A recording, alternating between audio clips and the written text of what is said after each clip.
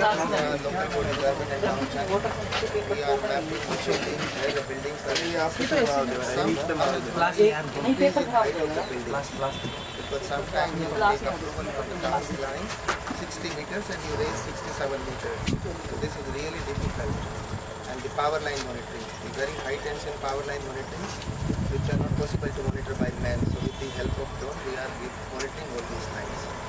In agriculture sector, we are monitoring the crop loss, which was conducted by various climatic conditions like flood and sometimes hailstorms, and sometimes some other issues like recently we have had a flood. So we find out the location where the mans are available, and in forest department where the animals are there. Sometimes they meet the tiger. There are 3 other bus.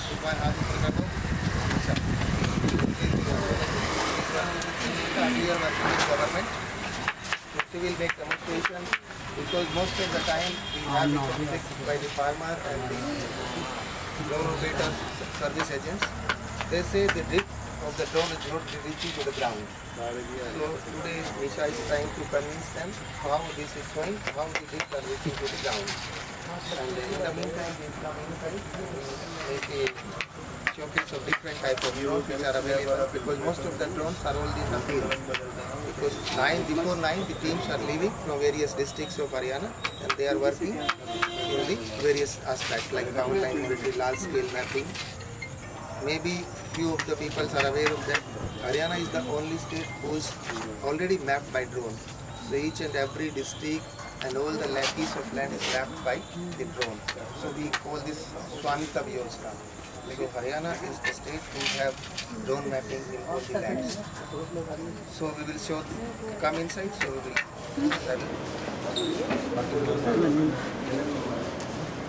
so, okay, so see, this is the drone which is exclusively used for power line monitoring. Here you see the cameras.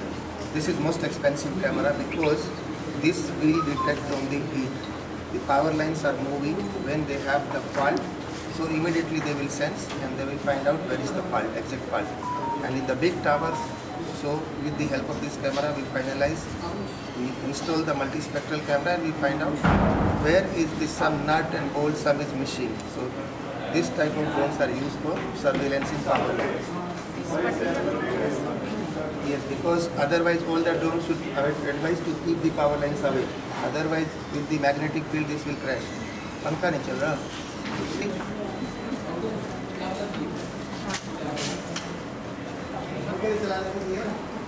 So this is agricultural drone.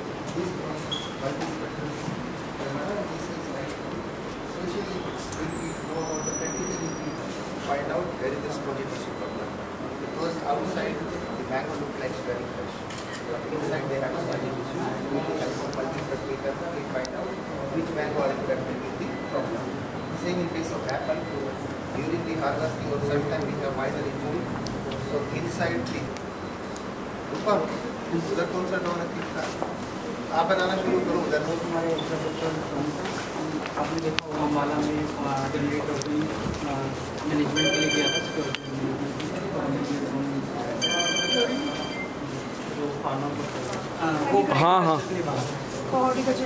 हाँ जहाँ पिछली बार this is for mapping drone हाँ पता मेरे को तो चलो देखते हैं क्या ड्रोन कैटेगरी में हमारा फिक्स एयरक्राफ्ट है। तो आप तेरे को सारा को पता होता है। ट्राइकॉप्टर ड्रोन है। तो जब भी ये क्या वीटोल अभी कुछ नहीं पता मनोहर का कैंसर है 2 का भी। ठीक है, तो पहले तो ये ड्रोन की तरह काम करेगा जब बना ले टेक ऑफ होगा तब क्या होगा, ये तीनों मोटर ऊपर आके सिंपल ड्रोन की तरह हेलीकॉप्टर की तरह ऊपर जाएगी। जब अपना मिशन परफॉर्म करेगी वो एयरप्लेन की तरह, तो इससे क्या इसका इंश्योरेंस बढ़ जाता है more than 90+ minute. So we are working with Drisha in a collaboration, some of the trials we are conducting with the help of Drisha. So today I will showcase the drone demonstration. So this is the drone. Here you can see this is especially for the spraying operation in the field. So this drone is equipped with the 10 liters of capacity. The tank is 10 liters capacity, and the main part of the drone is the nozzles, which exactly make the spraying happen. and it is there is one pump which is used to create a specific pressure so that nozzle can give the appropriate size of the droplets, and also their swath is also important. So when we talk about the swath, so when we fly and the drone at 3 meters height, it will give 4 meter of swath. So in Haryana, we had conducted like a demonstration under the ICR drone demonstration program, and we have covered more than 350 hectares of land in the early like time when the drone was because the size of the droplet is very small and which is not possible in sometimes to see visually. So to make them understand, we always like use this kind of water sensitive paper so that farmer can understand that spray is happening like properly. So today we will see the demonstration, and maybe in the later afternoon we will go through the presentation. So maybe you can understand more about the drones and how the drone is using in the agriculture like with the multiple sensor as someone has asked. So there are multiple sensor which is equipped with the drone, and we can capture the data whatever we want from the field, and we can provide the data driven solution to the farmers. Light reflectancy. Yes, there are many sensors which is associated with the sensor. On the base of the objectives we can select, and we can get the data whatever we want from the field. So I will make the spray application, and then later on we will like somebody will collect the paper and will show you whether deposition is coming or not. Right? Shall I proceed? Yes. Or you want me to explain more deeper? So just one more thing. So maybe here you can see the lines. So this is the flight path which I have assigned to the drones. So in this drone we can go with the manual mode and the autonomous mode. So usually when we go with the in the farmer field, we apply the nutrient with the autonomous mode, because in manual mode we are not able to maintain the speed throughout the operation. So it's better to make the flying on the autonomous mode. And now I am flying in the manual mode, not in the autonomous mode. But if you want, then you have to prepare the field, and you need to give the direction or the path to the drone, and it will follow the path which you have assigned. If sometimes you have created a path for more than 2 acres or 3 acres, the tank capacity is just for 1 acre. Then it can come to the same the landing point from the takeoff and landing point. It come to the landing point, and when we resume the plan, it will directly go to the same point with the accuracy of 5 centimeters to the same point where it has ended the application. Then yes, we can resume with the same point. But there are some errors, not much than 5 centimeters. It is less than 5 centimeters. Sometimes it is more because of the satellite count and all. But somehow it is more accurate as compared to the manual or the traditional method. Right? Do you have any question, or shall I take off? Okay, thank you. So at the black in the front, you can see this is the obstacle avoidance system. Sometimes you also have the obstacle in your field, like trees or some farmer field. In the farmer field, there are some wires or some.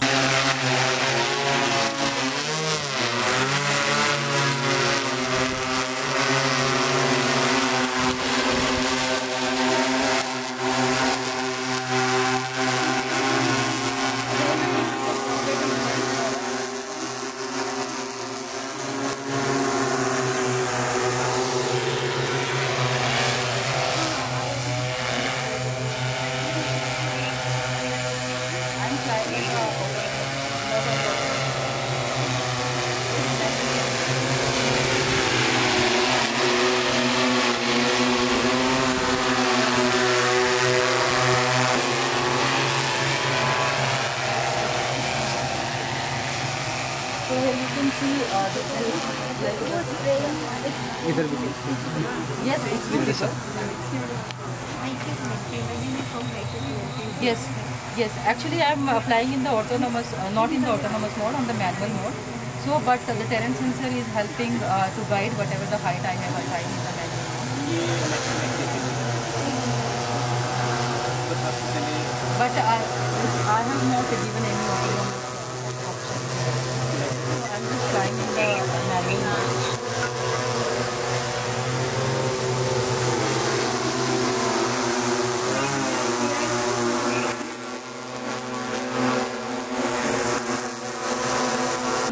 auto, loiter, RTL and land. 4 modes are there. So sometimes break, yes. No. हम जब auto mode में रहते हैं तो भी हमको ज़्यादा operate नहीं करना पड़ता नहीं, बट आपको उस पर नज़र रखनी पड़ेगी। हाँ मतलब हाँ, कुछ कई बार मतलब बिना तार का सिस्टम है, और लिक्विड खत्म हो गया तो automatically it come to the RTL position, यहाँ पे भी same point from where you have take off your drone, so it will directly come to that position. But sometimes there are some deviation in the exact position, so you need to be more focused. In that case, if it is coming to the RTL, you can change it to the loiter and you can take it manually. Just take off, landing can be done with the manual. So loiter is the term they have assigned by the DVCA. So it is for the manual only. So manual control. आया है क्या? उठा के लाना यार एक strip. You can say it is more uniform. So when you go with the traditional, you experience the runoff, but it is not there because of the small size of the droplets. So that's why 10 liter is sufficient to cover the cover 1 acre of area.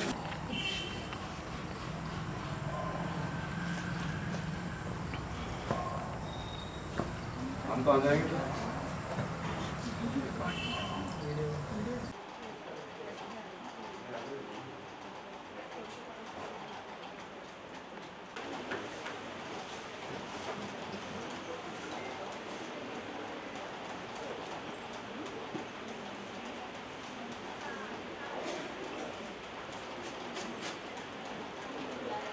Thank you, Dr. Sarita. Good morning, everyone. It's a pleasure to be here today to talk about value addition in beekeeping. So, when we think about beekeeping, the first thing that comes to the mind is honey. But beekeeping is actually much more than honey. We get lots of products from beekeeping that can add value to the beekeeping. It is a practice that supports agriculture, enhance biodiversity, create livelihood opportunities, and then we add value to the bee products, and we open a new gate for the beekeeper or farmer to generate income, employment, and innovation. Actually, bees are very tiny organisms, but their role is huge. They are essential pollinators because nearly 1/3 of our food that we consume depend on pollinations by the bees. Without them, our crop, fruits, vegetables would suffer. So beekeeping contributes in two ways. One, by providing us with bee products, and secondly, by supporting agriculture through pollination services. This makes it's a win-win situation for both farmer and consumers. When we talk about value addition, then it's a process of taking basic product and adding value to our system. For example, when we talk about beekeeping, our primarily focus on honey only. We generate income from honey. But when we talk about value addition, that means we are adding value to the system, to the beekeeping. We are collecting other products and generating income from those products as well. From beekeeping, we get lots of products like honey, bee wax, pollen, royal jelly, and propolis. When we collaboratively collect all these products, so we can add extra income to the beekeeping. In general practices, there are lots of beekeepers that are doing beekeeping from last 30-35 years. But only source of income from beekeeping is honey. If we diversify this beekeeping and use other products as well to generate our income, then only we can achieve goal of a government, that is to double the income of farmers and the beekeepers. It cannot be achieved only by collecting honey. If we want to double the income of farmers or beekeepers, we must collect all other products and generate income from that too. So let's talk about these value-added products of beekeeping, what beekeeping is and how we can collect them how we can use marketing strategies to enhance the income of beekeeper or the farmer. Next slide, please. Firstly, we talk about the importance of honeybees. They are very important, as of all of you know. They are the important source of pollination. They provide pollination supports and they can enhance the production and productivity by 25 to 30%. It is once said by Albert Einstein that if we lost all the bees from the earth, then human can survive only for the 4 years. Because when there is no bees, there is no pollination, then we don't have any food for consumption and we can survive only for the 4 or more years. So these are very much important for maintaining and conserving the biodiversity. They maintain the equilibrium in the ecosystem. That bees are very helpful for human beings. Next slide, please. When we talk about providing more income generating products, like first income generating product is honey only. We sell the honey. Honey can be available in the market from very different prices. It starts from 150 to 3000. And these prices depends upon the type of flora that from that bees are collecting honey. Like honey can be from jamun flora. It can be from multiple sources as well, that we call multiflora honey, and eucalyptus honey, lychee honey, and some medicinal source honey like ajwain honey and thyme honey. So these are the different honey from different sources, and relatively price depend upon the source from which honeybees collecting their nectar. Then we can generate income. Then we collect income from selling queen bees and honey colonies as well. If we talk about today's market, we can sell honeybees at the honeybees colony at the price of 300 rupees per frame. As well as we can sell queen bee that cost varies from 250 to 350 rupees. Generally, when a beekeeper start beekeeping, he didn't think about all these products. His main focus is to collect honey and to sell them. And when we talk about this Haryana state, honey from the beekeeper, raw honey costs rupees 150 rupees. And sometimes it is much lesser than this. When raw honey cost is 150 rupees, it is appreciably provide profit to the beekeeper. But when exporter or trader take that product at the rupees 100 or 110, then it is not a profitable business for beekeeper. Then sustainability and survival of a beekeeper is quite difficult. So our agenda is to promote and to support beekeeper so that he can collect all other product as well. So this kind of a situation did not suffer them, did not make them more suffer. And with the help of collection of bee and other selling of queen bee, or collecting various other product as well, so he can generate more income, and situation of loss in the beekeeper may get reduced. From beekeeping, we also get bee pollen. It is the protein rich product. It has 23 to 40% of protein, so that it can replace our protein boost vegetarian food, that is paneer. It has 40% of a protein. And bee pollen also have equivalent amount of a protein. Next slide, please. So there is vast potential and scope from the diversification of beekeeping. Diversification, as I have told you earlier, it is very important for doubling the income of farmer. Only collecting honey and selling it at a very low price does not make any profitable business and profitable opportunity for the beekeeper. For increasing profit, it is very necessary to collecting all other products from beekeeping as well. Only 5% of nearly 20,000 bee species make edible honey.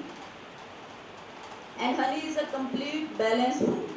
It contains all the essential mineral, vitamins, enzyme, antibacterial components, antioxidant, and it naturally, it's a very good source of energy. When we talk about the composition of honey, it contains 20% of moisture, 37 to 34% of glucose and fructose, 5% sucrose, and very less amount of minerals and organic acid and other amino acids. Honey is beneficial not only because it is the only source of carbohydrate. It has immense potential, it has immense component that provide health benefit as well. It can be directly applied to wounds and sores and burns against infection for rapid healing and reducing the inflammation. One of the research made by AIM doctors about the honey is that they can use honey for healing the wound. And the result of this research is much more better than the component or the chemicals they are using for healing wounds like iodine tincture and other chemicals. And one more important thing that in our general scenario, we think the honey that is crystallized is spoiled honey. It is not good for health. It may contain adulteration with sugar.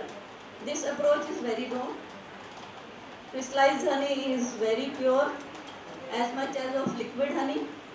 The reason for crystallization of honey is very natural.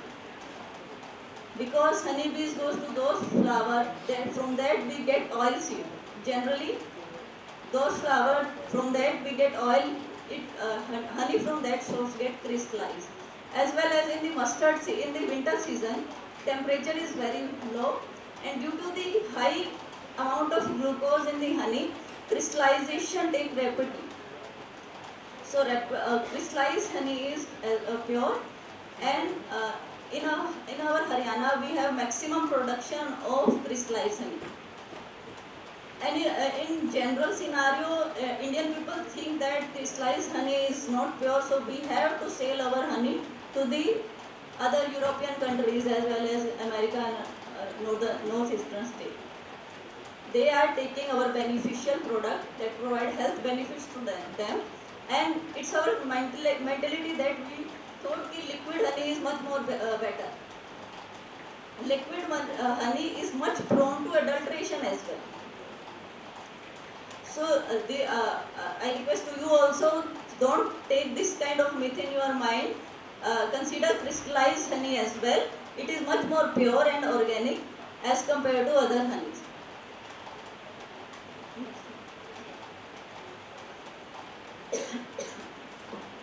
Honey is valuable food ingredient. It has lots of nutritional value that we have discussed earlier.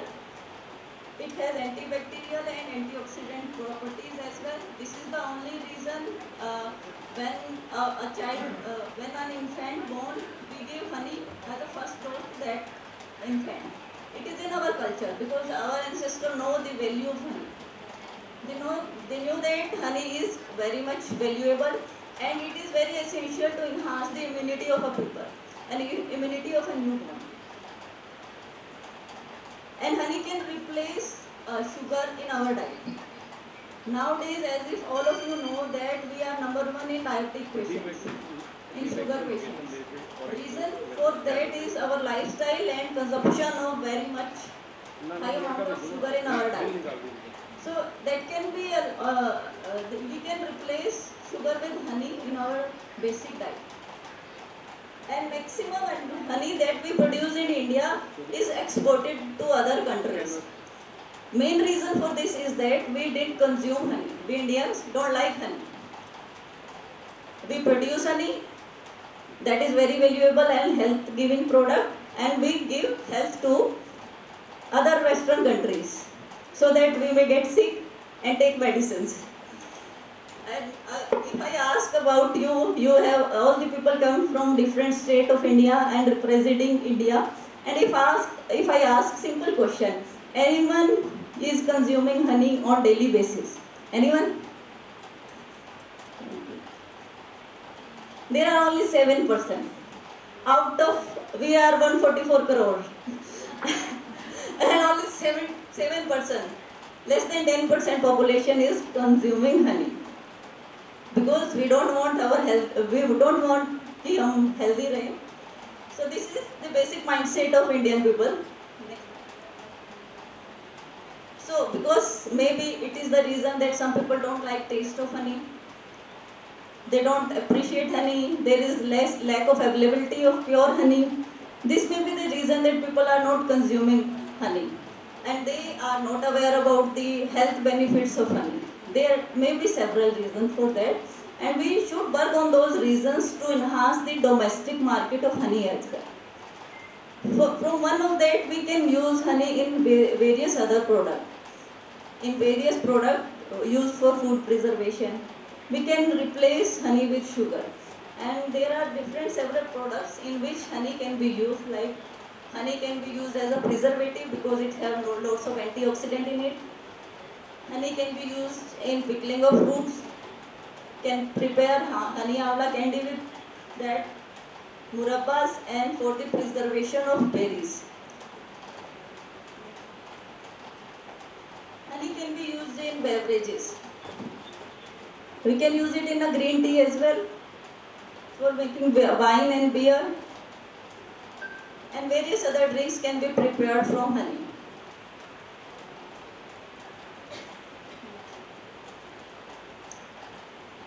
Then next product is bee wax. Worker bee of 2 to 3 we call produce bee waxes. Worker bees have 4 pair of wax glands under which they are under the abdomen which produce tiny wax scales. The process of making comb involves worker bee taking one of these wax scale, making it to her front legs and mixing it with the saliva. This creates a wax that is very useful building material for honey bees. They make the honeycomb from this wax. This bee wax can be replaced with synthetic wax, but the property of wax may be replaced because natural bee wax has lots of organic compounds. There are 250 organic compounds of different fatty acid profile in the bee waxes that provide a characteristic aroma, taste and qualities to the bee wax. In maximum amount of bee wax is recovered from the comb. During the brace comb, that means the Apis dorsata honeybee that abandon their honeycombs, maximum amount of bee wax we obtain from that. Rest 28% from old combs and 18% of bee wax we get from the sealing. When honeybee prepare honey, make honey, or we can say when it transforms nectar to the honey, during that process, honey bees covered comb with wax that indicate that honey is ripened. During honey extraction process, we get 2 products. One is bee wax and another product is honey. So total collection of bee wax, in total collection of bee wax, we got 18% of bee wax from that comb. And rest from 0.86% bee wax we obtain from extracted honey that is not of our use. During that process, first basic step is the purification of honey bee wax. Because when we take or obtain bee wax during the honey extraction step, the main impurity in that wax is honey. And our main primary role is to remove that honey from the wax. Simple method we use, we boil this wax in boiling water and then filter it with the help of muslin cloth.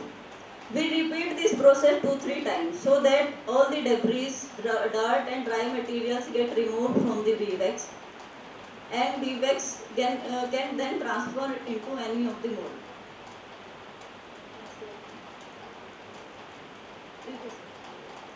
Main important characteristic of bee wax is that it contains 250 important essential fatty acid profile in them. It can be soluble, it is insoluble in water and at 63 degrees Celsius it gets melted. Below 63 degrees Celsius it is solidified, above 63 degrees Celsius it gets liquefied. This is the very crucial property of bee wax, that's why it can be used as a sealant in many other products. It can be used for edible coating of food products. It can be used for making candles. Candles prepared from bee wax is very much durable. They can they can be enlightened for a long time. They contain they can burn negative particle with them from the environment. They can purify the environment. And one of the most important role of bee wax is that it burns clearly, smokeless. There is no any pollutant left by burning bee wax candles. So there is an opportunity in this also. People who are doing beekeeping can also promote it to prepare candles made from bee wax so that they can add extra income to their profession. Our next product is bee pollen. We call them a miracle food. Honeybee only eats honey and bee pollen. It's her diet. And this diet is so much nutritional, so much beneficial. Honeybee starts its day from the sunrise, and she works until sunset. They are adding lots of potential during the process, during their life cycle. It's only because their diet is very good. It has all the essential minerals and essential nutrition in there. One of the diet is bee pollen. As I have told earlier, it contains 23 to 40% of protein. It is a supplementary food or medicinal source for essential nutrients. It can be collected by placing bee pollen at the entrance of beehive. You can see in the picture there is bee pollen trap, and we placed it in the front of beehive. There are small tiny openings in this pollen trap. Honeybee collects pollen in its hind leg.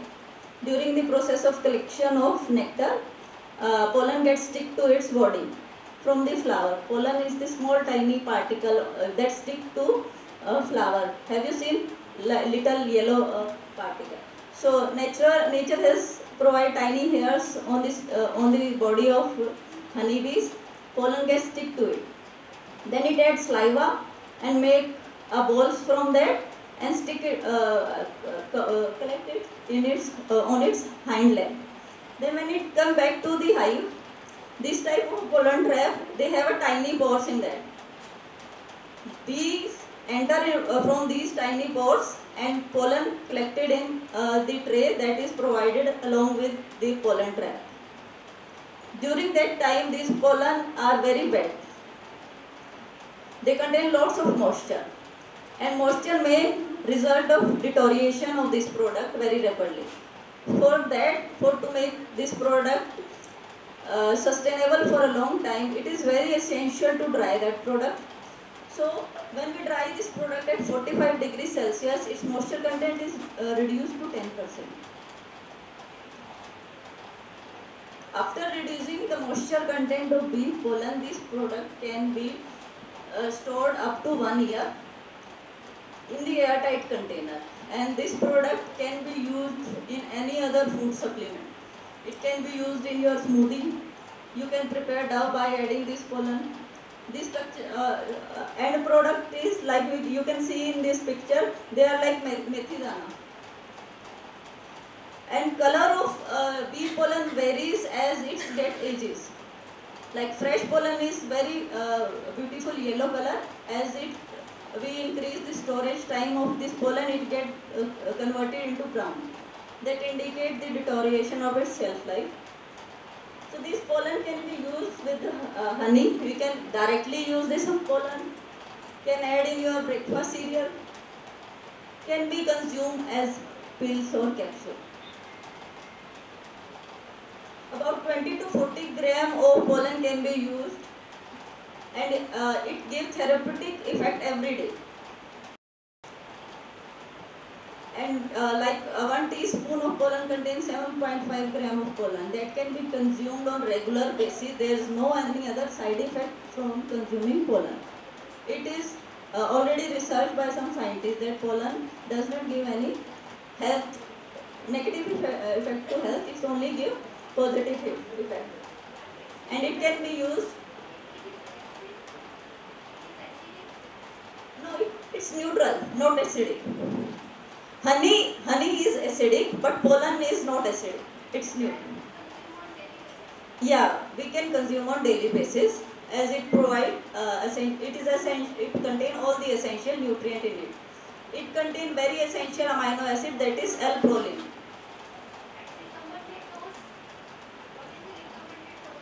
7.5 gram. Yeah.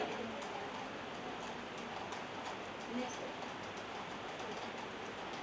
Other product that we get from beekeeping is bee propolis. It is the resinous bees collect propolis from the trees. It's the resinous extract exudate from the trees. Bees collect that, combine honey, pollen, and scented material with and give it the shape of propolis. Bees prepare this propolis for the purpose of self-defense. They collect it for the self-defense. They use for covering the entrance, any open spaces, services in the hive, so that any other particle from outside that cannot enter in the hive. These bee propolis have excellent anti-inflammatory property, anti-viral property, antibacterial as well as antifungal property. Next question come in our mind is that how we can collect this propolis. It can be simply collected by using propolis sheet. When we establish a bee colony, we simply cover with propolis sheet from the on the top of the beehive. Then cover it with the inner cover and the outer cover. When there is a season, honeybees are going to take nectar from the trees. Only that time they are collecting bee propolis. We can simply take that propolis sheet, scrap with the hive tool, and and then after scrapping, collecting in the container and place it in freezer. This step is very essential because in normal room temperature the bee propolis is very sticky. In freezing condition it's remain intact. It has excellent wound healing property and it can be used for the preservation in fish, as a preservative for preserving fish. It may be available as a liquid extract, as an additive or table in the form of injection, and as well as raw propolis. From the farmer, raw propolis cost is 1000 rupees per kg. Raw propolis. When we convert it into the extract, it will cost 2000 rupees per kg. And these bee propolis can be used in various cosmetic industry because they have anti-allergic component inside them. So in Japan, people are making lots of cosmetic product like shampoo, soaps from this. They can be used in conditioner as well. They can be used for making cream and other product as well. In toothpaste as well, dentists can also use this propolis because they have antifungal property and antibacterial properties. Even medicines for burning, if we get any burn from any other fire source, it can only healed by bee propolis. Other product is royal jelly. It is superfood. And it is very interesting to know that only queen bee have this royal jelly. Life of a queen bee is 3 to 5 years. And other worker bee and drone don't get any royal jelly. They live only for 45 days. It's their diet. The size of worker bee and queen bee is also varies. Queen bee is very large, have a large developed abdomen portion, but worker bee is small and undeveloped abdomen portion. They both worker bee and queen bee comes from fertile egg. Only difference is royal jelly is given only to the queen bee egg. Worker bee don't get any royal jelly. So there is so much difference in their development stages as well. There are lots of nutritional component, DHA, special fatty acid profile, protein inside the royal jelly that make it so important. It is a gelatinous substance produced by honeybee to feed the queen bee and their young ones. Maximum amount of royal jelly is taken by queen bee larva only. And when we talk about what is this, what kind, it's white gelatinous product, as you can see in the picture. Larva is completely submerged in this royal jelly. It will consume this royal jelly and developed in 11 to 12 days into complete matured queen bee. It is very highly nutritious. It can reduce inflammatory reaction. So the medicine from rheumatoid arthritis is prepared from this royal jelly only. It may reduce cholesterol. It may add wound healing and skin repair. Reduce blood pressure and good for brain. This is the reason that it can be used for preparing medicines for Alzheimer and Parkinson disease patients. As well as it is very much used, very profoundly used in cosmetic industry to make anti-aging cream, because it have lots of anti-inflammatory and antioxidant component inside it. It contains 15 to 18% of protein. Only 6 to 12 day old nurse bee can produce royal jelly. And it has 90% of anti-inflammatory property. That's why it is used for rheumatoid arthritis patients. This is the method of showing collection of royal jelly. We cannot get it from any other outer source. Only nurse bee of 6 to 12 day old has a capability to produce royal jelly. For that, for collection, we have to make a process of queen rearing, and we have to prepare queen by artificial method using the technique called grafting. In that, we use one day old larvae and transfer into the wax cup. Then we transfer this wax cup with 1 day old larva into any hive that does not have queen bee. Worker bee came to know that there is no queen bee in their hive. They start feeding royal jelly in excess amount to that larva. And for 3 days there is maximum amount of royal jelly in that. If we want to get a queen bee from that, we let that process take place for 12 to 13 days. In 13 days we get a queen bee. But when we want to collect royal jelly, we cut that larvae, cap of that larvae on 3rd day only, because maximum amount of royal jelly we get from 3rd day. After 3rd day, that larva start consuming that royal jelly, then concentration of that royal jelly may get reduced. Then this exercise will be waste of the time. Like we can see, in first place there is cutting of cell. They are dropping this larva, and in Thailand this larva is also collected because it is also protein rich product. Then with the help of a nozzle, when we give a pressure, this royal jelly can be sucked inside the container and in any flask. Vacuum motor can be used for the process of sucking the royal jelly from these cells. After this step is very crucial, because the royal jelly is very sensitive to light, very sensitive to air. So it is very essential when we collect it, we close it in airtight container, in amber color bottle, and immediately stored in freezing condition, so that its bioaccessibility remain intact. As royal jelly get older, its important or essential component may destroyed with time. Next is very essential essential product that we get from bees. That is bee sting. Everyone got stung by a bee in their lifetime, and we feel very sad about that. There is nothing to sad because bees has given you a very important medicine. Epitoxin. Melatonin in bee venom is also known as epitoxin, and it contains melatonin component. A compound that provide health benefit is melatonin.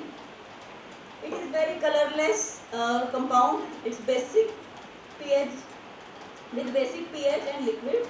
It have both inflammatory and anti-inflammatory activity. Bee venom contains 40 to 50% of melatonin, only 3% of albumin and other mast cells. When a bee stings us, we feel pain. The reason for that pain is this melatonin. It can reduce arthritis-related symptoms and neurodegenerative diseases. It has antibacterial and antiviral properties. For the collection of bee venom, we need only bee venom collector that contains thin copper wire. When we sit on the entrance, or we place that bee venom collector on the entrance, and it can be placed inside the beehive. When we sit, the only mild current of 12 millivolt is given to them. They got active and release bee venom. This bee venom gets then scrapped and collected in the wells, and you immediately stored. One colony of Apis mellifera can give 50 milligram of bee venom only. This bee venom can be sold up to 3,000 to 5,000 per gram.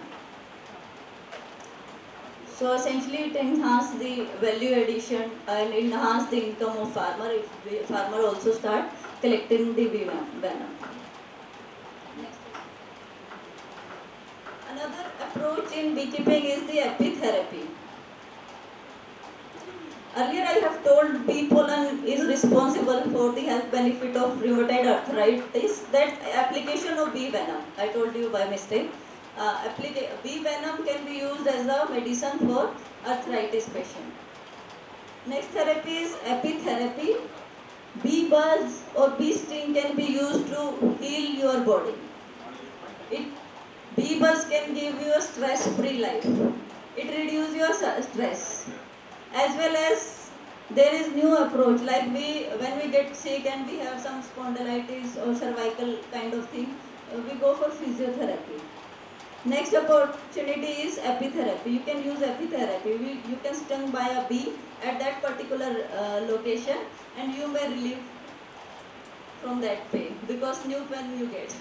So this is the new approach because of lots of health benefits of these products. So these products can be collected and can be sold in the market to enhance the income of farmer. If we talk about the market, honey in India, honey market reached a value of 170.29 billion in 2020. The market is further expected to grow at about 10% from in between 21 to 26 years. And by the 26th, it must reach to 30.6 billion.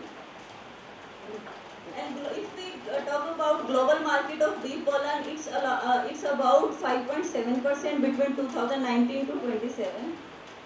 Indian bee pollen can be sold in raw form at the rate of 500 rupees per kg to 1000 rupees per kg. If we sell bee venom, it can be sold at the rate of 3000 rupees per kg, per gram, sorry. And royal jelly can be sold up to 5000 to 10,000 rupees per kg. Bee wax, raw bee wax price is 350 to 400 rupees kg. And from selling of bee, we can earn profit of about 1500 rupees per bee colonies. So with the help of all the bee hive products, we can enhance, generally we positively can enhance the income of farmer.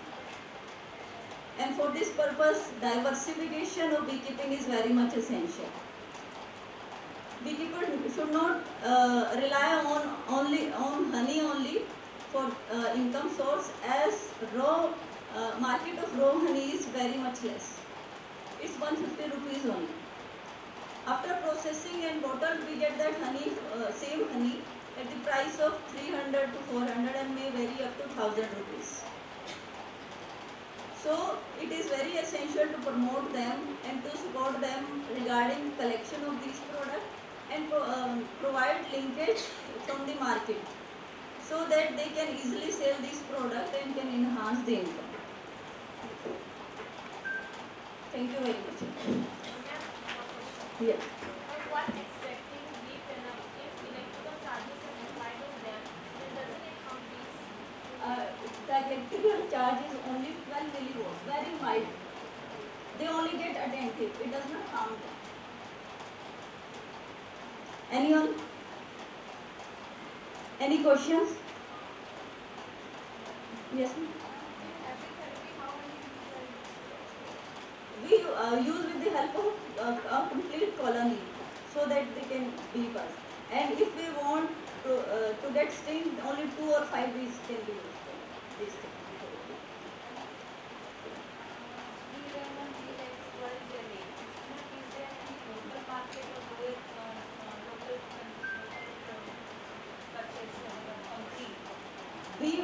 Royal jelly, even over royal jelly. Both Except bee honey. huh, All four products. they have a potential in pharmaceutical and cosmetic industry only, not in the local market. Because they cannot be directly consumed, they must be added in other products to enhance their suitability and utilization. Is there any collaboration with the pharmaceutical company?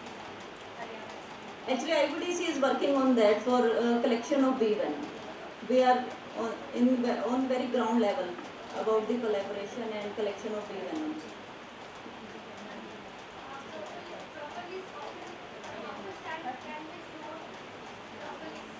For police, it can be stored up to 5 years. Huh. In the refrigerated condition only. Yeah. 1 year. Yeah. In refrigerated condition, and moisture content should be less than 10%.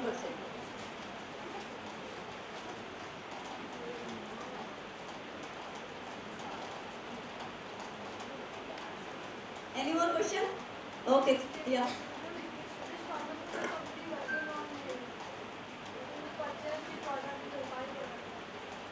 Actually, there is no direct linkage.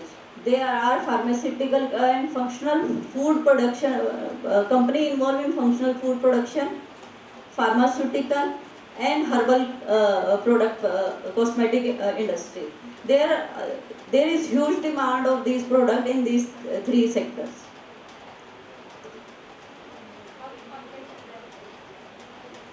We will provide linkage.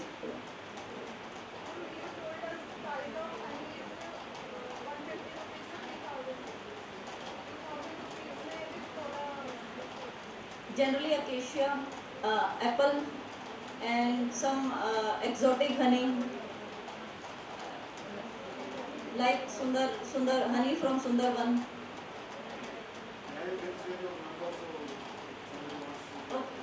I will share my contact details for further query. Okay, thank you. Yeah.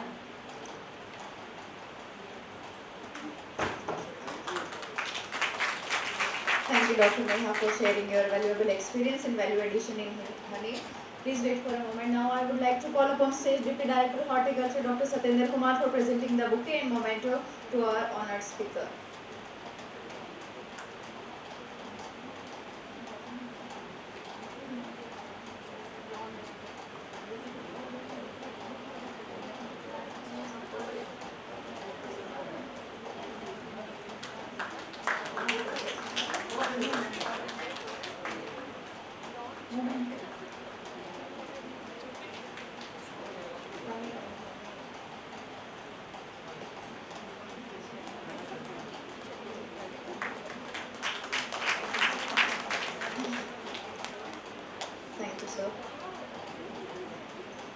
before starting the next session, I would like to request our participants, Chetna, Sonal, Pinky Meena, Poonam Singh Yadav. Please mark your attendance. You have not marked your attendance of today's. The sir is standing at the last row. Please mark your attendance.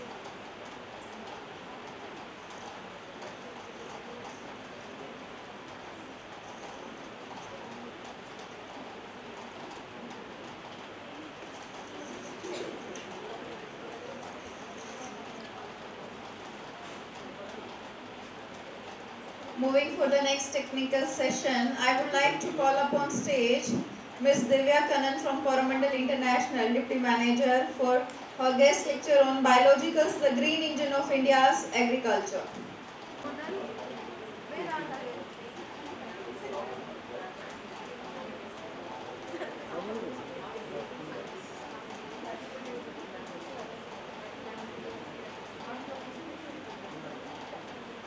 Hi, good afternoon everyone. So I'm Divya, Deputy Manager from Coromandel International Limited.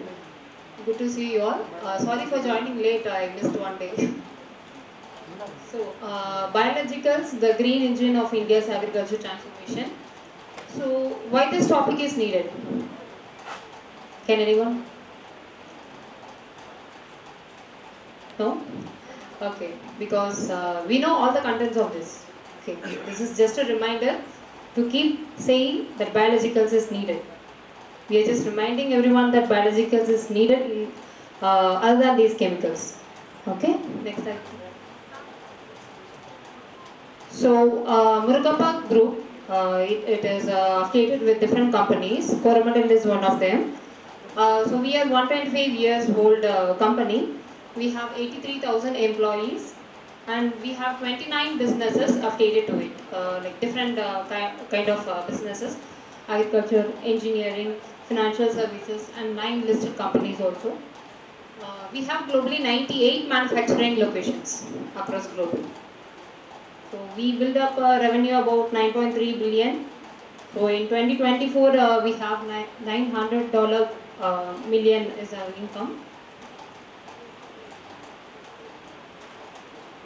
So we incorporated in 1961. Okay.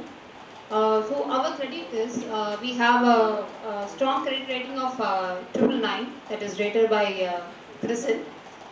We are always net cash positive company, and we have about 5,300 employees in Coromandel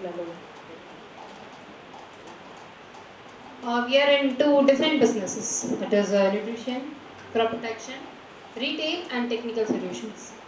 So in nutrition, we are providing like spirulina products, and crop protection we are giving byproducts that we'll see in later on slides. And retail, we are having our own retail shops in different states. Okay, Managromo. So those are our retail points where we can get our products directly. We have some technical solutions like Madam Neha, what's her name? Nisha? Yes. Yeah. So they are providing drone services. Similar to that, we are also providing some drone services, Daksha. And we are NPK, largest player in NPK. We are producing organic, we are an organic marketer, and also we are largest in single super phosphate production. We are the largest neem production, that we will see in later on slides. So what are our key strengths? Our key strength is new product development. We have very good R&D established in different parts of India, like 5 to 6 R&Ds.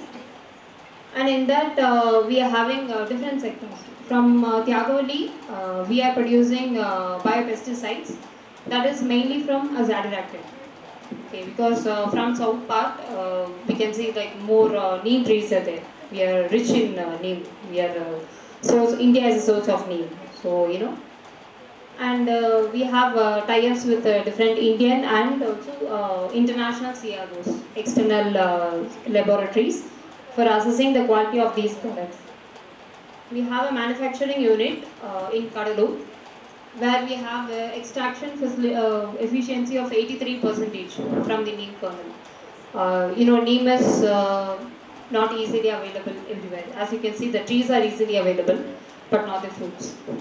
Because we have to go to each and every tree, pick the neem seed, get it to the supply, get it to the market, and from there we have to purchase. That is a very good, like a very broad chain of work, and we are into that work. Yes. So our manufacturing process, usually this azadirachtin, it has impurities. We will not get everything pure like we expect. So what is our impurities? Aflatoxins. So the customer who are going to get from us, they want only aflatoxin rate below 100 ppb. That is in European countries, they are preferring aflatoxin less than 100 ppb. But we are providing less than 50 ppb. So that is the purity that we maintain in our product. And we have a global organic certification from DNV and also from INO. We have our own sales and marketing team, which is our major part of sales is export. So we have a very pure form of azadirachtin, but the government is even using it as a standard. Like when we take a product from the market and we are going to analyze it with any HPLC, our azadirachtin technical is the purest form, and they are using it as a standard for analyzing the product in the market.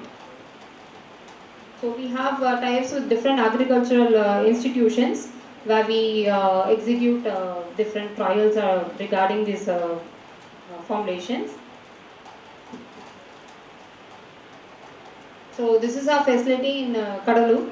We have a total area of 140 acres, where the factory is fenced in 45 to 55 acres. We have plantation area that is 75 acres.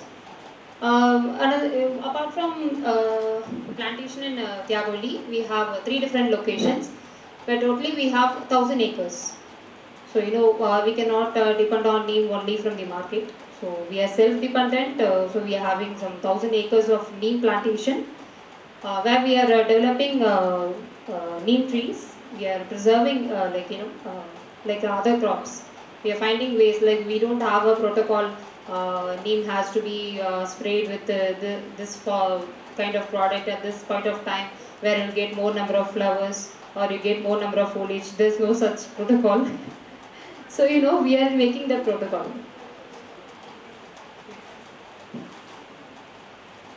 So what is the market attractiveness for these biologicals? Different biologicals like biopesticides, biofertilizers and biostimulants. So as we all know, biopesticides, they are the major role in the market. So it is having the compound annual growth rate of 12%, fertilizer 12%, 15%, and CAGR for biostimulant is 12%. So what is more important in Coromandel? Why Coromandel? So we are delivering the quality and we are making up to the USP. USP is what is a unique selling purpose. So that we are delivering to the customers. And there are some more products in the market where they are not delivering the quality that is required to the farmers. So because of them, the biologicals, the scope for biologists is going down. So what are the market drivers? So they have tendency for export. Bio is very tough to send in export, as they are reactive, or there are some norms for sending these biologicals to different countries. And bio is of course a fast growing market. Growing farmers acceptance. Nowadays farmers are accepting biologicals, and there are some data also in the forthcoming slides. And there are different chemicals. So each time the farmer faces different issues, and they want different type of solutions for all these insects and diseases causes they face. So they need different and unique quality products. So organic and natural, it is supported by the government. So that is also one of the market driving forces. So what is this post of 5-force analysis? So why do we need biologicals in industry? So this is a type of analysis to say what is the intensity and why we need biologicals in the market. New entrants for all these products, for biopesticides, biostimulants and also biofertilizers. New entrants is moderate. For biostimulants, the new entrants are high. Since there's a gazette for biostimulants, I think now they may face some difficulty in releasing the product. And biofertilizers, they are moderate. Supplier power. So supplier power, they are moderate for both biopesticides and biostimulants, but biofertilizers, it is low. Similar ways, buyer power is high in all the three categories. Substitutes for all these products, they are high in biopesticides. Like I said, farmers want different products. So, different companies are coming into the market with different scopes, like different products. What is the rivalry? It is very high in biopesticides, high in biostimulants and also in biofertilizers. So what is the scope in global market? North America, we are having a market of 530 crore, Europe 440 crore, South America 80 crore, Middle East 60 crore, APAC countries 280 crore. So from 2024 to 2028, the CAGR is 19% in biopesticide. Biofertilizer, it is 14, and biostimulants, it is 10. So currently, pesticides in total, we are having a market of $56 billion worldwide. In that biopesticides, we are having USD of 3 to 4 billion. It is having a growth rate of 14.1%.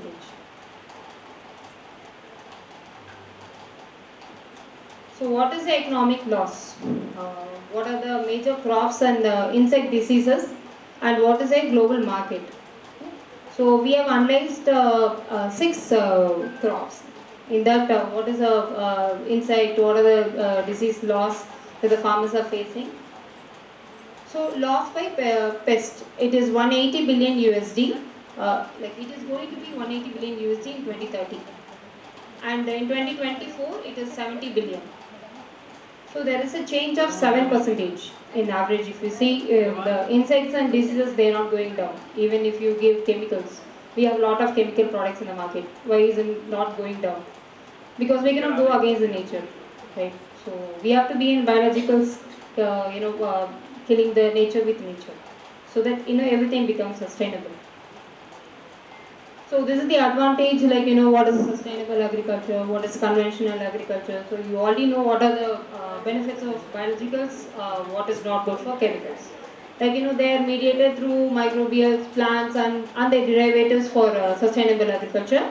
Their biodiversity preservation, it enhances economic sustainability, carbon sequestration, and reduces the reduction in socio-economic gap. But that is entirely opposite to the chemicals. So it is time for biologicals. Why we need it? They are eco-friendly biologicals. They are target specific, because when we apply these chemicals, they will they will kill the entire thing, like all the biodiversity in that entire place. They will wash off. Okay, so it reduces the soil structure, and it causes the biodegradable. It is 100% biodegradable. But in chemicals, it starts percolating into the soil and moves to the aquatic fishes, and causes the damages, and also to the human health, like we all know. So I just want to share one incident.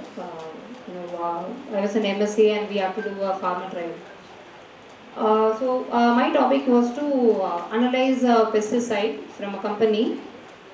So I went to the farmer. He was very nice. He was like, come, you can take my field. You can do all the trials. So I was very happy. So I visited the farmer field 2 to 3 times. I think he went and told his wife. there's a girl, she's coming and doing the trial. And the next morning, that lady came running. Hey, what are you doing in the field? You go, you should not come. Well, we are giving such chemicals, but this is not a story, okay? But this has really happened to me, and I started running from the trees. So I had to find another farmer also. So I had a bad experience in that field trial. So these are the biologicals, like we're using microbials, plant extracts, animals, minerals, and also the beneficial insects. In chemicals, we know we have different categories, and these are the major ones. So market size, so these are the chemicals and their market size. So the regions that they are banned in Europe, Canada, China, Brazil, South Africa. And what is the reason? Like they are developing resistance. So they are disturbing the pollinators. They are neurotoxicity, acute toxicity. They are polluting the groundwater. They are causing drift toxicity, carcinogenic and mammal toxicity. And each year, there are many chemicals that are being banned. And instead of these chemicals, you can use these biologicals. So that is the solution. So scenario of biopesticides in India. So biopesticides, we are having bacterial, fungal, plant extracts, and also EPN product, entomopathogenic nematodes. So if you see the consumption of these biopesticides for this past 5 years till 2022, you can see the number of states that are using biopesticides, like for West Bengal, Maharashtra, Karnataka, Tamil Nadu, and some parts of Rajasthan. They are the highest consuming states across India for biopesticides. So this is the consumption rate of pesticides in India. There are fully numericals, so I don't want to go too deep into it. So just you can see the wave. The chemicals are being mostly used in 2019 to 20. From 2021, the chemical consumption is very high, and it started reducing and it started growing again. And similarly, you can see in the biopesticides, where 2019 to 20, and it started increasing in 2021. But there is a difference here. You can see from 2020-23, the chemical consumption is reduced, but in 2020-2023, the biopesticide consumption is increased. So what is the demand? What is the demand of chemicals and for biologicals? We can see the demand for biologicals is growing. From 2021 to 2022, the biologicals is high. But why it is reduced in 2022? It is because of the products that are not delivering what they are supposed to do. Right? It is not because the farmers are losing hope on biologicals. They are losing hope on the industries that are delivering the biological products. So this is according to the commodity wise where the biologicals are being used.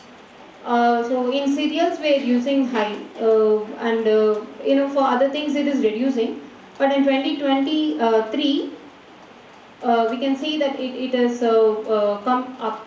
Like 2022-2023 it has reduced, and 2023-2024 they started consuming again. So these are different sectors where bioinsecticides we can get the source from microbials, plant sources, and beneficial insects. Biofungicides we can get it from microbials and plant extracts. Bionematicides from microbials and plant sources. Herbicides from plant extracts and beneficial insects.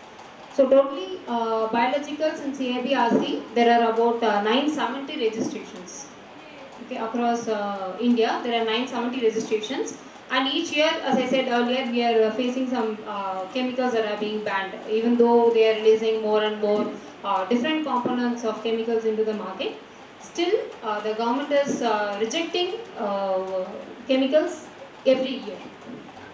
So this is the recent banned chemicals, 62 numbers. So what is the challenge that biological is facing? As still now I have spoken something. I think you all have got something into your head, and we can see what is the challenge. farmers' economic is falling margins. The farmers are going daily to the field. They see daily a new pest, new disease coming into their field. So at that time only they are realizing, oh my God, I have to spray something to this field to make it, look greener. But the farmers have to see in other perspective. Okay, they have to be preventive. Like we all know, biologicals, it cannot, I will not say you go to the field, you spray this biological, immediately you will see the reaction. No. That is a fact that everyone knows. Be preventive. So you start spraying any pesticide or any biofertilizers in the previous stage itself, because bio is not going to cause any harm to the crop, right? So there is no nothing to be worried. Instead of seeing what has happened and you have to spray according to that, like they have to change the way they're thinking. And like I said, the soil degradation, they're reducing, depleting the nutrient content of the soil. So yes, biologicals, they are already rising in horticulture. Like in different parts of the stage, they started using biological products like I've already projected. And yeah, it comes under Atmanirbhar Bharat. There is a Atmanirbhar Bharat from our Indian government, where we have to adopt the organic farming. Like, we should have an aim, like every year we are going to turn this land into a organic farming, like 25 to 30 percentage. Like that. In European countries, they have a target in 2030 where they have to convert 25 percentage of their total land into organic farming. So that is their target, and they are very fastly moving to the target. So what is our vision forward? What we should do? By 2035, we have to increase the biologicals at 25-30 percentage of our agri input. We have to integrate with the digital agriculture and carbon farming. Carbon farming is nothing but when we give the biologicals into the nature, the organisms, they start conserving the carbon to the soil itself. And there is a government rule also where, recently by fertilizers, we have to give the products with organic carbon of 18% minimum. So the government is starting to focusing on the carbon content in the soil. That will only enrich the soil structure and the nutrient availability.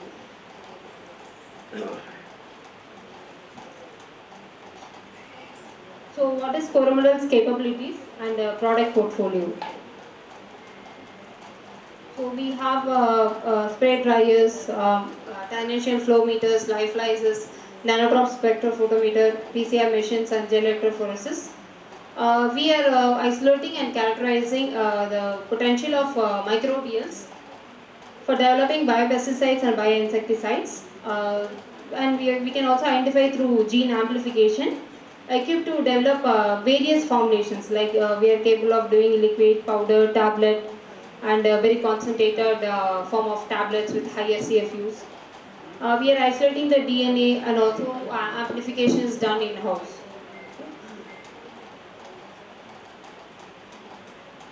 So this is our fermenter facility, centrifuge, autoclave. This autoclave is capable of sterilizing 1,200 liters, and lyophilizers. So formulations we make currently are liquid and solid. We also have tablets, but we have not commercialized. We are in the process of commercializing. So this is our chemistry facility. We have lab scale extraction, rotary evaporator, HPLC, GCs.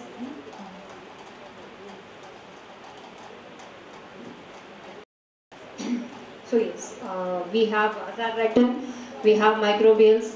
Where do we go test it? We cannot go directly to the farmers, right? So we have agronomy and entomology team also. So to test our products, both biofertilizers, biopesticides. So we having a team inside where we have 6 members of PhD from agriculture and entomology. So this is our poly house where we maintain disease. So we directly take the pure culture of disease, and we inoculate into the polio situations, and we develop the disease. After that, we start using the formulation and we test the product. And we have hydroponic system.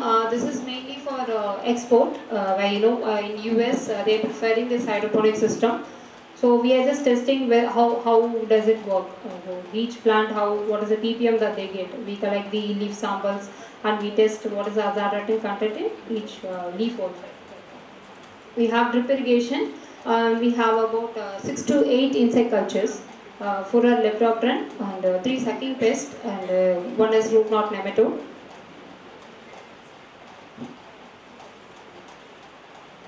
So these are CABRC registered products. There are 970 registrations. In that, these are the common products. There are 12 sectors. In that, we have already launched 5 products and 2 are under progress. Azamax, Aza Active, Adiraj. So these 3 are 300 ppm. Where the center one, Aza Active, it is an antifungal product. Coro Indica, it is 1500 ppm. Avana, it is 1500 ppm. That is mainly for RKN. Nimazal TS, it is 10,000 ppm. Nimazal F, it is 50,000 ppm. Coro Trico, Coro BT, Coro Sense, and Coro Trico H. So they are Trichoderma viridi, Bacillus thuringiensis, Pseudomonas fluorescens, Trichoderma hasianum. So 200 products. Verticillium and Beribacillium. So Nimazal F, they are used for both sucking and chewing pest. It is having acrophil action that from the bottom of the plant it can take up to the leaf. So we have tested all these ways how it is going, whether it is reaching the leaf or it is reaching the tip of the plant. Because insects will not feed only the bottom part of the plant, right? So it has to go to the top. So it is having acrophil action.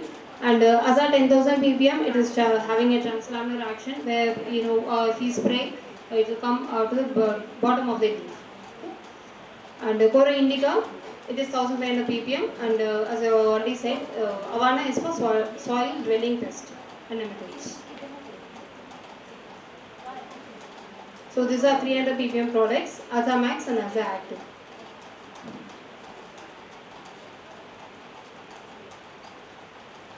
Corosense, it has antibiosis. It is having a center of force where it can transfer the iron content to the plant. It has induced systemic resistance. It forms biofilm and enzymes protecting from the root causing pathogens. It is having hormones where it boosts root and shoot growth. It is having a nutrient solubilization. It frees the phosphorus, zinc and microbes for uptake. It is having a stress tolerant where it keeps the drought and plants under drought and salinity, and it reduces the stress level. So this is a Coro Indica product. It is multimodal. It is having enzymes and secondary metabolites. It is having a dual action of fungicide and also PGM. Coro Trico H, it controls the soil-borne pathogens and nematodes. It produces mycotoxins and enzymes. It supports in PGP activities. It reduces the systemic resistance. Bacillus thuringiensis, it is systemic insecticide. It is having a broad spectrum in repertoire management. So it can be compatible as a tank mix with any chemicals. At the time of spraying, we can use this product and apply in the farmer field. Usually, biologicals are not stable in sunlight, but we are having a encapsulated form of this product. So, it is stable in sunlight also. So, this is our biofertilizer product portfolio. We are having neem cake, mycorrhizal biofertilizers, carrier-based consortia, liquid consortia, phosphate solubilizing bacteria. So, Coro neem, it is a 100% pure cake. We are having a manufacturing facility where byproduct is neem cake, and it is since we are going in a very proper form of extraction. This neem cake is also having different repellent to the insects, and it is having all the soil conditioning soil enriching habitus. Spreadmax, it is non-iconic and silicon-based spreader. So this can be used in chemicals and also in biopesticides. Where if we spray the product, it will start spraying only in a certain limit. But if we use Spreadmax, it will spread 3 to 4 times than the usual droplets. So Bmax, it is 100% organic. It is a US technology. It attracts all the beneficial insects and also the bees for pollination. Godfly, it is an anti-transparent product. It relieves the plant from the stress. So these are our mycorrhizal products, Growvibe and Cottus. The difference is they are having a different carrier material. Mycorrhiza and Arithri. Mycorrhiza, it is enriched with neem husk, where the product can be delivered along with the neem products.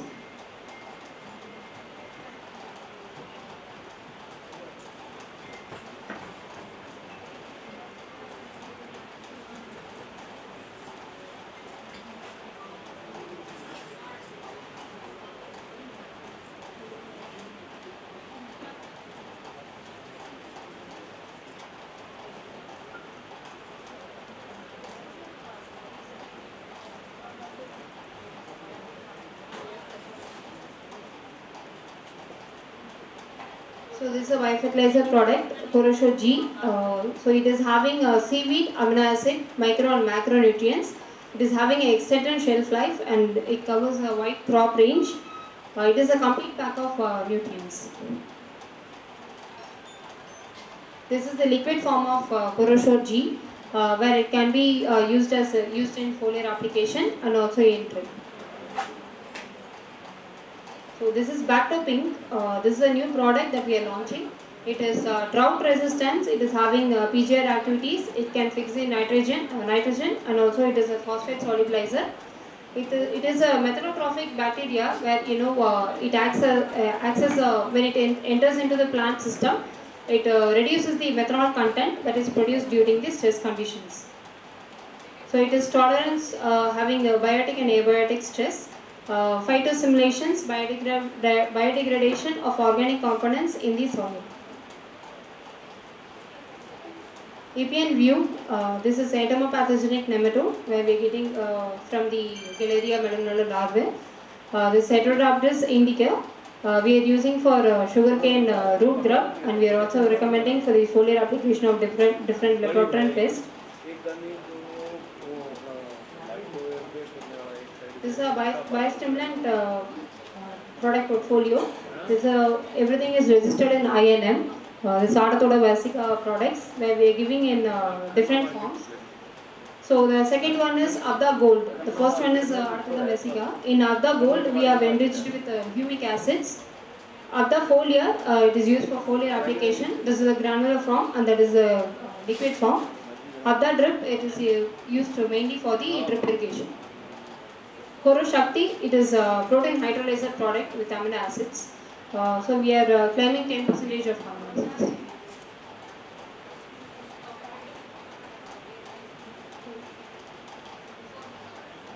So this is a renowned saying from MS Swaminathan sir.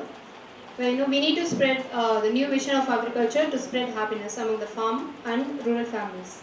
Biohappiness through the conversion of our bioresources into wealth meaningful to our rural families should be the goal of our national policy for farmers. So bio is a very good sector. So if we fuel this engine right, India would be not just a food producer, it will be a sustainable agriculture. So that is my part of this presentation. Thank you so much.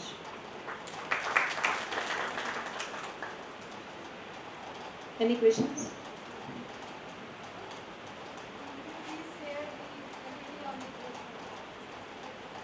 I will try. Any questions? Thank you for a moment. Now I would like to call upon stage Dr. Billy Yadav, JDH Cum Principal STI, for presenting the bouquet and memento to Ms. Divya Kannan.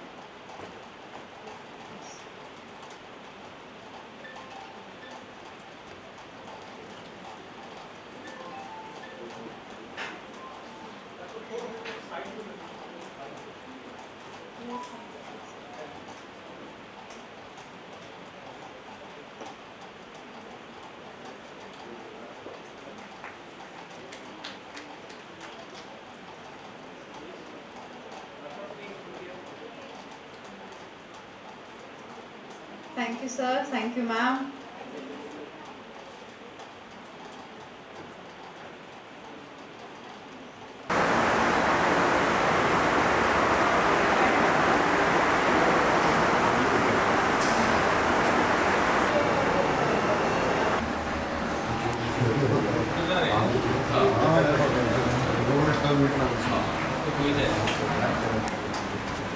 So these are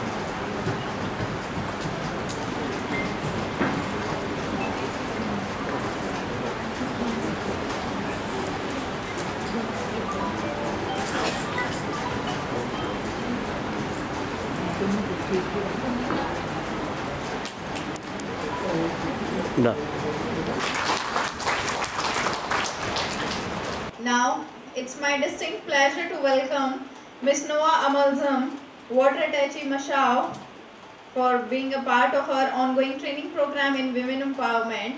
I would again request Dr. Billu Yadav, JDH Com Principal STI, for presenting the bouquet to Ms. Noah Amalzam. So please come on the stage. Oh.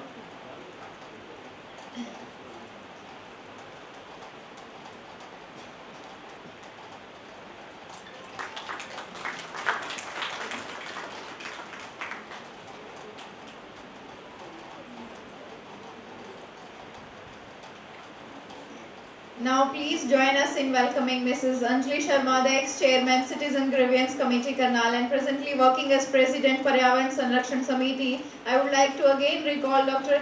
Billu Yadav for presenting the bouquet to Mrs. Anjali Sharma. Anjali Sharma, I'm sorry, I apologize.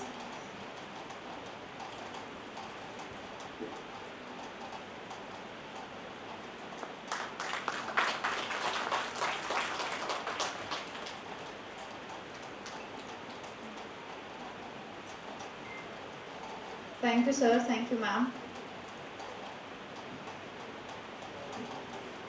Moving forward in our training program, now I would like to call upon stage Mrs. Anju Sharma for sharing her insights on women empowerment in agriculture.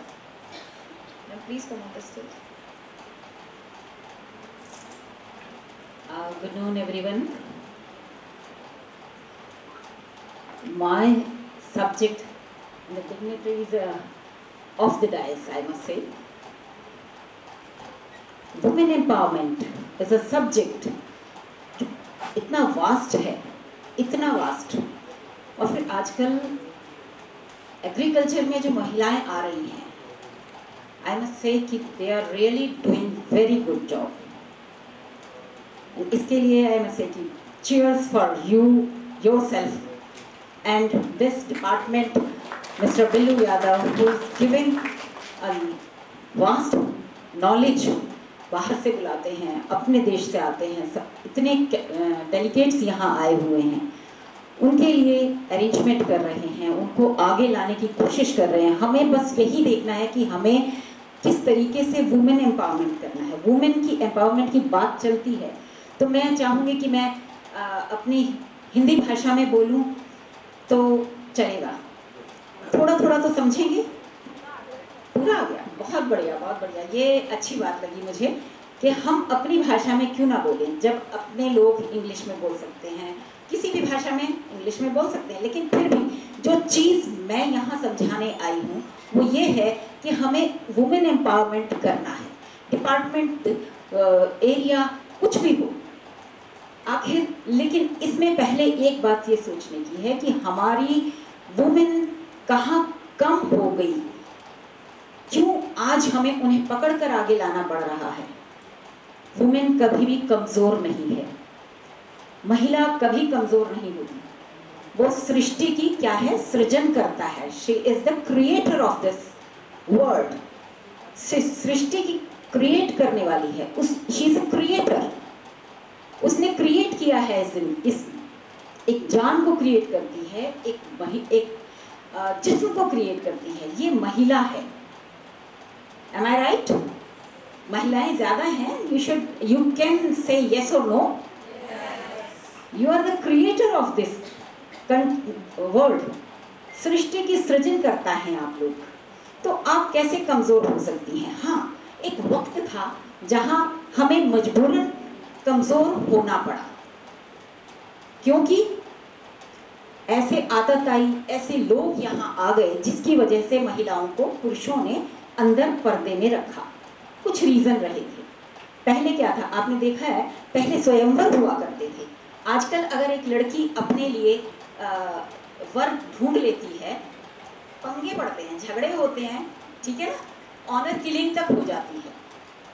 M I right? Honour killing तक होती है। लेकिन एक वक्त था जब किसी भी देश का राजा, किसी भी राज्य का सम्राट आकर उसमें बैठा है, ये नहीं देखते थे कि वो कौन, किस उसका राजा है, इसका छोटा राज्य है या बड़ा राज्य है, वो आकर वहां बैठता था। और अगर उस कन्या को, किसी भी कन्या को, राजकुमारी को पसंद आ जाता था तो उसके गले में माला डल जाती थी। पढ़ा होगा आप लोगों ने, पढ़ा है ना? तो ये हमारी क्या थी?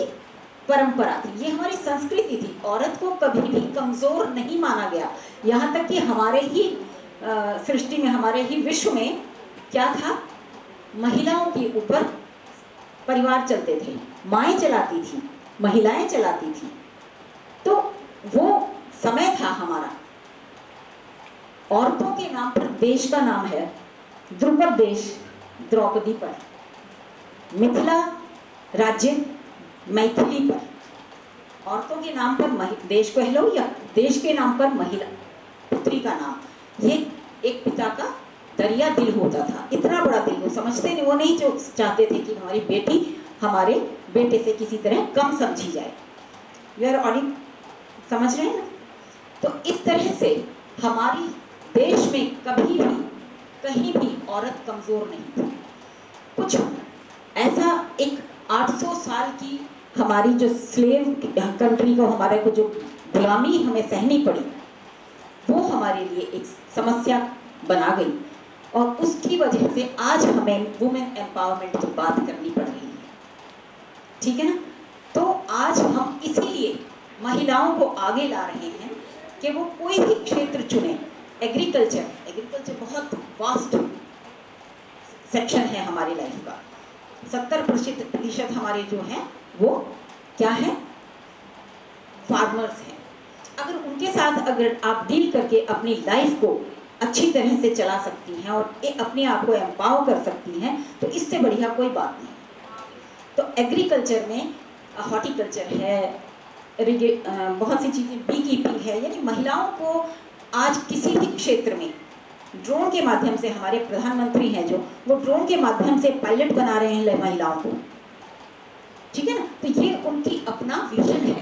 तो इस विजन को हमें फैलाना है। और यहाँ मैं देख रही हूँ कि यहाँ पर सुनती भी हूँ, बिल्लू यादव जी के बारे में बहुत कुछ सुना है। और यहाँ इस इंस्टीट्यूट से मैं वैसे तो बहुत पुरानी जुड़े हैं हम, हमारे हॉर्टिकल्चर के जो डिपार्टमेंट के डिस्ट्रिक्ट के ऑफिसर रहे हैं, वो भी हमसे काफ़ी जुड़े रहे हैं, वो यहीं पर कार्य करते रहे हैं, काफ़ी बरस उन्होंने इसमें कार्य किया। Is working in long time, we are attached to this institution. और अब ये और ज़्यादा तरक्की कर रहा है। It's really flourishing like anything because you are with them. हमारी आज की जो बेटियां हैं, हमारी आज की जो महिलाएं हैं, जो कन्याएं हैं, वो इनसे जुड़ रही हैं।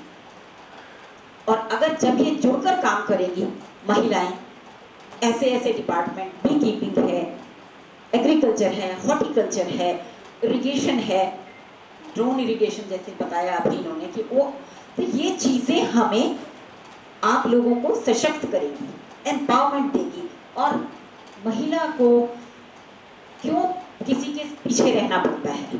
सिर्फ इसलिए कि वो आर्थिक रूप से, economical empowerment is most important for the girls. कहते शादी होने से पहले ही कहते हैं ना, लड़का भी पैरों पर खड़ा नहीं हुआ। लेकिन मैं कहती हूँ कि आज शादी से पहले अगर लड़की पैरों पर खड़ी नहीं है, वो सबसे ज्यादा कमजोरी है। उसको वो कमजोरी कही जा सकती है, क्योंकि अगर वो आर्थिक रूप से है तो वो किसी भी स्थिति में अपने आप को तो संभालेगी, वो पूरे परिवार को संभालेगी। ये उसकी एम्पावरमेंट का फायदा हमारे परिवार को, हमारे समाज को, हमारे देश को होगा। और यही हम चाहते हैं। और इसके लिए मैं बस इतना ही कहूँगी कि महिला कभी भी कमज़ोर नहीं है, कहीं भी कमज़ोर नहीं है। वही जीता है जिसने भी कदम आगे बढ़ाया है। कदम आगे बढ़ाइए, आगे आइए। वही जीता है जिसने भी कदम आगे बढ़ाया है। गमों की धूप में तपकर सुखों का साया पाया है। नहीं मंजूर उसको, नहीं मंजूर उसको आखिरी सफ में रहना है, कि सबसे आगे रहने का ही उसने मन बनाया है, कि सबसे आगे रहने का ही उसने मन बनाया है। तो महिलाएं अगर मन बना लें, make your mind strong, make your heart strong, make your self strong, अपनी बॉडी को, कहते हैं ना औरत जरा थोड़ी सी नाजुक होती है, ठीक है, लेकिन अगर वो इसमें ताकत भर ले, ताकत भर ले, क्या कुछ नहीं कर सकती, ये आप भी जानते हैं, मैं भी जानती हूँ, और हमारे पुरुष समाज भी जानता है। पुरुष समाज जानता है, हमारे पुरुष जानते हैं, हमारे घर के जो बड़े हैं वो जानते हैं। इसीलिए आजकल वो चाहते हैं कि हमारी बेटियां हर क्षेत्र में आगे आएं, किसी भी क्षेत्र हो, कोई भी क्षेत्र हो, लेकिन अगर एग्रीकल्चर अगर हम पकड़ लें, क्योंकि ये हमारा बेस है। एग्रीकल्चर क्या है? हमारा बेस है। इसके बिना तो जीवन चलेगा नहीं। एग्रीकल्चर नहीं होगी तो क्या होगा? कुछ भी नहीं होगा। तो इसलिए एग्रीकल्चर का होना बहुत ज़रूरी है, और इसका संपन्न और आगे बढ़ना, नई नई तकनीक हमारी उसमें लेके आना, वो ज़्यादा ज़रूरी है। तो इस चीज़ में अगर आप आगे आती हैं तो मैं समझती हूँ कि हम वाकई में अपने देश में बाहर से यहाँ जो आ रहे हैं वो अपनी तकनीक को क्या करने आ रहे हैं? एक दूसरे से समझने और बताने आ रहे हैं कि वहाँ क्या हो रहा है, यहाँ क्या हो रहा है। हमें कोलैबोरेशन से चलना है। हर काम एक दूसरे से कांटेक्ट के साथ होता है, एक दूसरे से कंट्रीब्यूशन के साथ होता है। तो इसी तरह से बाहर की जो कंट्रीज़ हैं वो हमारे इंडिया की एग्रीकल्चर के साथ मिलकर काम करना चाहती हैं। इनकी हॉर्टिकल्चर की जो जितनी भी तकनीक हैं, जितनी भी टेक्निक्स हैं, उनको आगे लेकर आना चाहती हैं। तो हमें उनके साथ भी कदम से कदम मिलाकर चलना है, टेक्निक्स को अपनी। और आज मेरे इंडिया में कोई भी क्षेत्र ऐसा नहीं है जहां हमारी महिलाएं नहीं जा रही हैं। कोई क्षेत्र ऐसा नहीं है। पायलट हैं, एक से एक लोग यहाँ पर महिलाएं हमारी हैं जो इस कार्य को कर रही हैं। ऐसे जो है मैं अपनी इन महिलाएं जो यहाँ बैठी हैं उनको बेस्ट विशेस देती हूँ और बहुत बहुत आशीर्वाद देती हूँ कि वो इसी तरह से, क्योंकि सभी मुझे अपने से बहुत छोटी नज़र आ रही हैं, बहुत छोटी मेरी बेटियों जैसी है, तो वो उनको मैं अपना आशीर्वाद देती हूँ। और आपका स्वरूप क्या है वो मैं एक बताना चाहती हूँ, वो भी मैं बताना चाहूँगी। फूलों से ली कोमलता, कोमलता की बात हुई, फूलों से ली कोमलता और सूरज से लिया तेज। फूलों से ली कोमलता और सूरज से लिया तेज, सागर से ली गहराई और इसको लिया सहेज। एक नारी का स्वरूप है ये, कोमल भी है, तेजस्वी भी है, तेजस्विनी भी है, और सागर की तरह गहराई भी है। इन सब की जब मूर्त, इन सबको जब सहेजा प्रभु ने, हमने नहीं प्रभु ने, और सबको लिया सहेज, फिर बनी जो मूर्त कहलाई वो नारी, और नारी से ही उपजी अपनी सृष्टि सारी, अपनी सृष्टि सारी। हम सृष्टि करता है, हम सृजन करता है।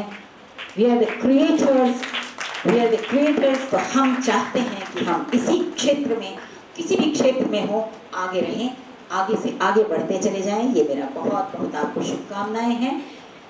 और हॉर्टिकल्चर के जो यादव जी बैठे हैं उनका मैं दिल से शुक्रिया अदा करती हूँ, उनका थैंक्स करती हूँ कि उन्होंने मुझे कुछ समय दिया अपने बच्चों के साथ कुछ बातें बांटने का, उनको एम्पावरमेंट के लिए एक्चुअल जो चीज़ बतानी है कि तुम क्या हो, ये बताना ज़रूरी है। सब्जेक्ट तो आप पढ़ रहे हैं, लेकिन आप हैं क्या, असल में क्या है, वो आपको आपका स्वरूप दिखाना बेहद ज़रूरी था। इसके साथ ही आपका बहुत बहुत शुक्रिया। आप इसी तरह से आप तरक्की करें।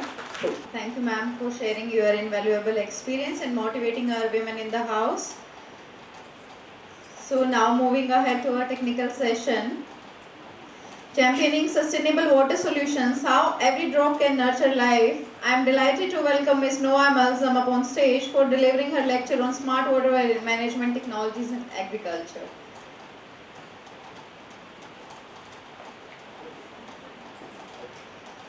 Hello everyone. It's a pleasure to be here, and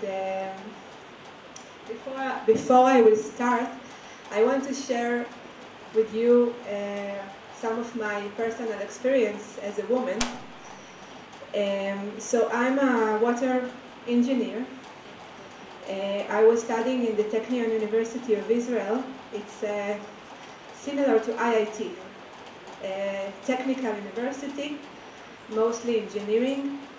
And I went to a path that it's mostly for men. Engineering in Israel, it's all, mostly men are doing this. And through my career, I was usually the only woman in the room. Some people were mistaken to think that I'm the secretary or the coffee maker. But, you know, we can do everything. We can learn everything, and we just need to believe in ourselves. I was chief engineer in a water utility, municipal water utility in Israel. For 5 years, I was the only chief engineer in Israel for municipal water utilities. In Israel, we have more than 30 municipal water utilities. So it means something. It means that you can go to to be in those places if you only believe in yourself and you're good in what you do. And after me, I saw much more women in those positions, and I was very happy to see. And I really hope you women can take the knowledge you are learning in training like this and really becoming the best, and to be proud of yourself. By the way, I did all of this with 3 children, so it's possible. So now I'm the water attaché at the Embassy of Israel. It means that I'm sharing Israeli knowledge with India. I'm trying to bring Israeli solutions, Israeli technologies that can support Indian water sector. And of course, only 2 weeks ago I came back from a visit to Israel with a delegation of very high-level Indian water companies like people from Robag and L&T and Adani and JWIL, and also I really believe we can also learn from Indian experience, so it's knowledge sharing. So now I'll give you a presentation. It can be long or it can be short, depending how much time I have. Half an hour, okay. I'll try to make it short. So some data for motivation. Can you take us to the next slide, please? Another one?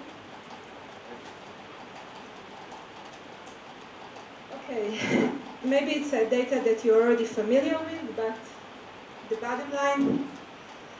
in the bottom line you can see that only 1% from the entire water in our globe is available for human use, sweet water for human use. Next, please.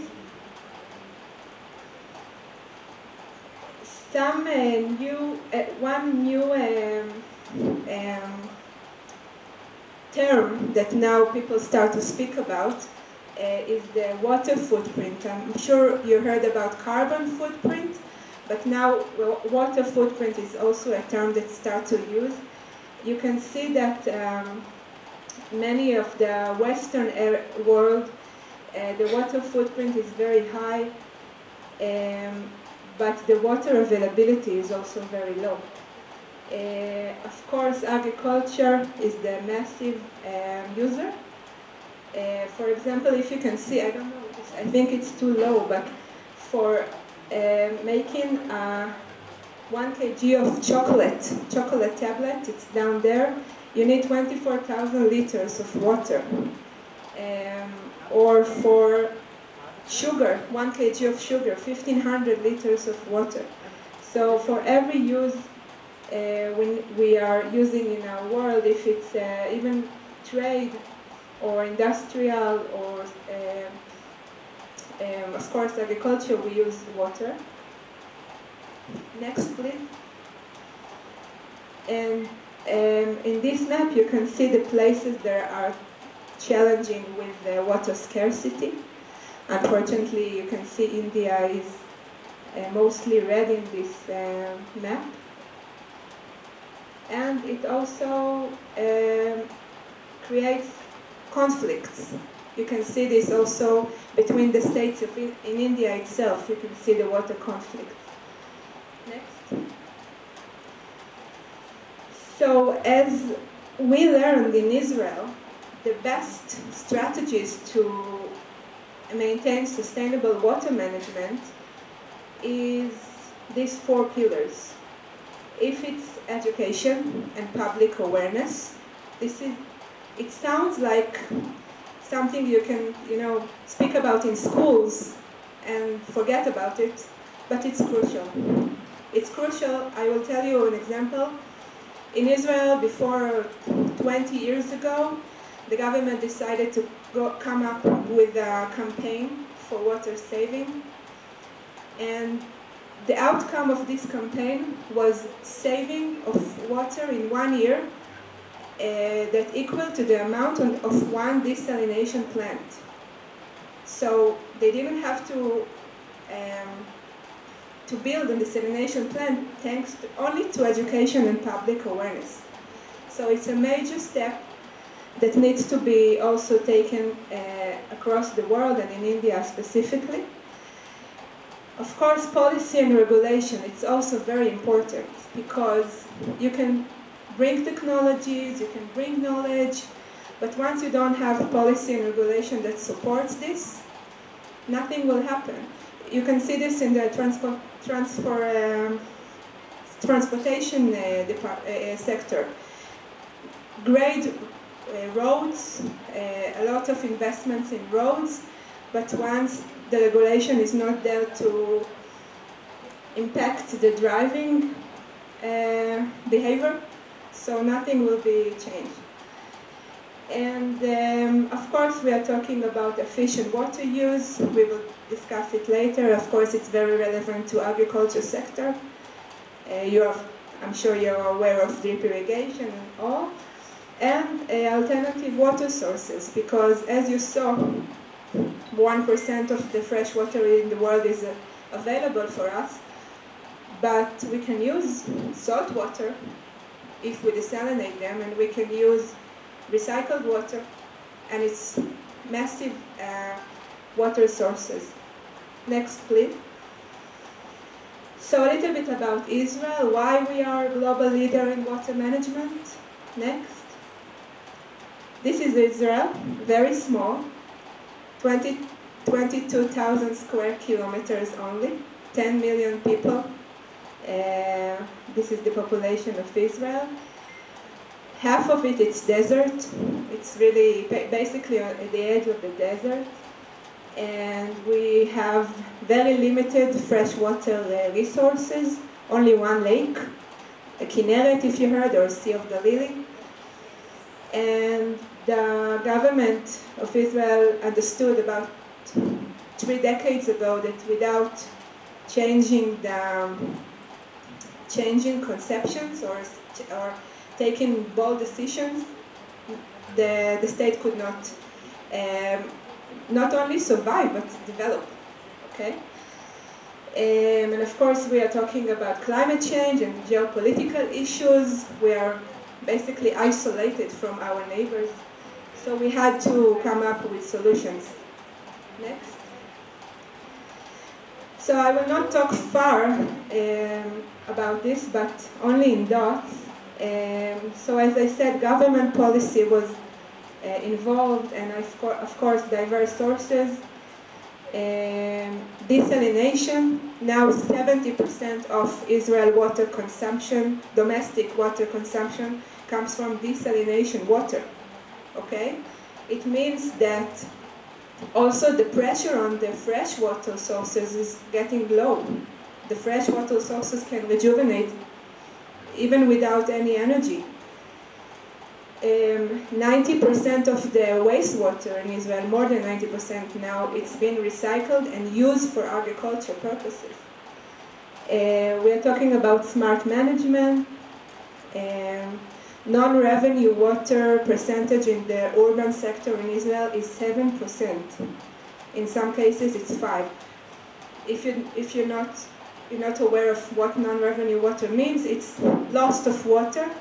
In India, the average is 40%, 50%, sometimes 60%. It means that 60% of the water you put inside the pipes are getting lost. Okay? In Israel, we're talking about 7. And of course, irrigation methods, leakage prevention, and public awareness. Next. This is, you can go.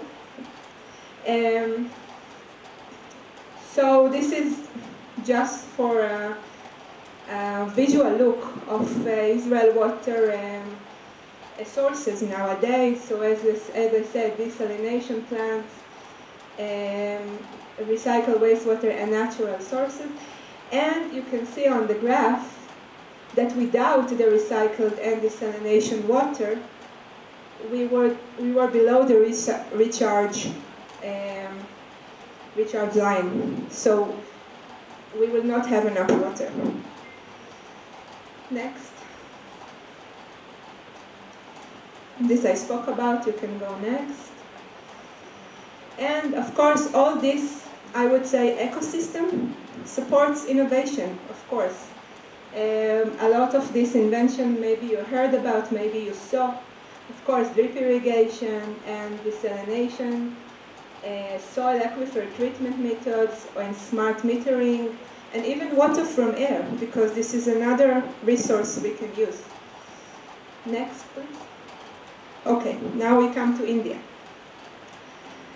So this is, I try to find some articles from newspapers. Maybe some of them are relatively old now, but it shows the problem. It shows the crisis in India. You can see on the map, more than 80%, a lot of areas have more than, less than 80% of surface water use. It looks bad. I don't know if you are familiar with the numbers. And even if there are water, so most of the surface water are contaminated. 600 million India face high or extreme stress over water. Next, please. Also, numbers that you can see.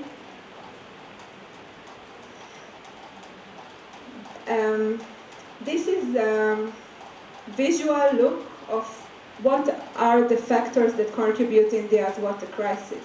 So as I said, it's pollution, massive urbanization, and of course land use changes, decline of surface water levels, extreme weather events, over-extraction of groundwater. I heard someone in one lecture told me that when he was young, in his borewell he could dig water from 4 meters, and now it's 400 meters low. So the groundwater level is very low in some areas. If we will talk about the policy side, so it's multiple stakeholders and water pricing, that I know it's a painful issue. Because I forgot to mention, in Israel, water is a valuable resource. We pay for water. We pay almost $2 per meter cube of water. Agriculture pays for water, industry pays for water. It's a valuable resource, so you have to put money in the system in order to be able to invest in infrastructure. And of course the change in monsoon patterns and water management challenges. Next. So what do we do in our India-Israel collaboration? We enhance cooperation on research and development. We exchange programs for knowledge transfer, such as this. We're having joint projects for localized solutions. We are trying to also affect on policy and institutional framework support, and of course public awareness and capacity building. Next. Technologies that we learned that can be very beneficial for India. Of course, drip irrigation and precise agriculture. I will elaborate about this later. Comprehensive management plans, wastewater treatment and reuse, efficient water management, desalination technologies where it's relevant. But desalination in India, it's not only for the shore areas. Also in a lot of areas, the aquifer is very saline, so it can be also used there. Nature-based solutions, also I find it very relevant to Indian places, and use and treatment of saline water, as I said. Next. This is an example from Israel of brackish water desalination use in the desert area in Israel. All of these crops are being irrigated by desalinated water from brackish water. I heard those are the sweetest tomatoes in the world, so you can go to Israel and check. Next. Of course, precise agriculture techniques that have been developed in Israel. Mostly, it started from the goal of saving water, but then it becomes for saving also human resource and time. Advanced irrigation system with real-time monitor and sensors that can show you everything you need, temperature, humidity, nutrition level, everything. Next. Plastic mulch, they increase the water conservation, and net houses, they're saving water also from evaporation. Next. You can press to show more. Press. Press. Okay. So you see in Israel, we use 85% of micro irrigation, while in the rest of the world it's been only 6%. In India, this is also very low, and we find drip irrigation very water-saving method. Next. All these crops been irrigated by drip or by sprinkles. And if you can go next, this is a study that was done in India that shows almost 70% more yield of rice with less water. Next. But this is something that I don't know if you're interested, but we have a lot of challenges also, because India is not Israel and Israel is not India. Israel can be one city in India. So, of course, geographical variations and cultural differences and technological adaptation. And this is exactly why I'm here, and Uri and Dev and all the people from the embassy were trying to bridge those challenges and really bring the right solutions to Indian needs. Next. Thank you. Ms. Noah, I would request you to please stay on stage for a moment. I would request Dr. Billu Yadav for presenting the memento to Ms. Noah.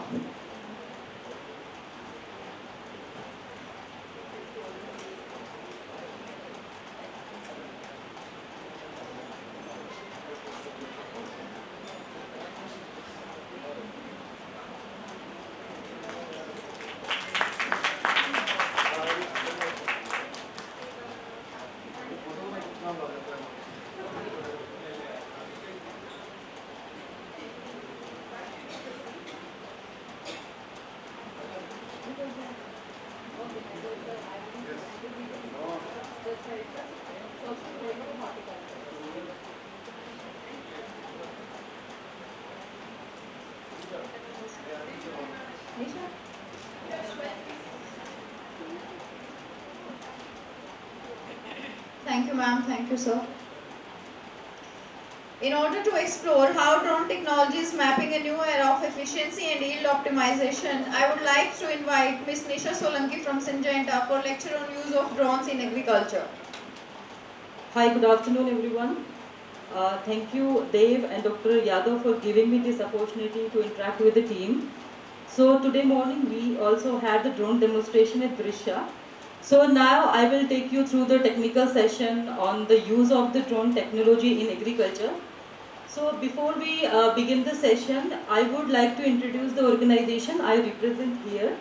So I belong to Syngenta. It is one of the leading agriculture company which is working for the farmers to support with the innovative solution in the crop protection, in the seed, and also we are providing the solution through the modern technology. We are providing the solution with our application. There is application ProPoise Grower app.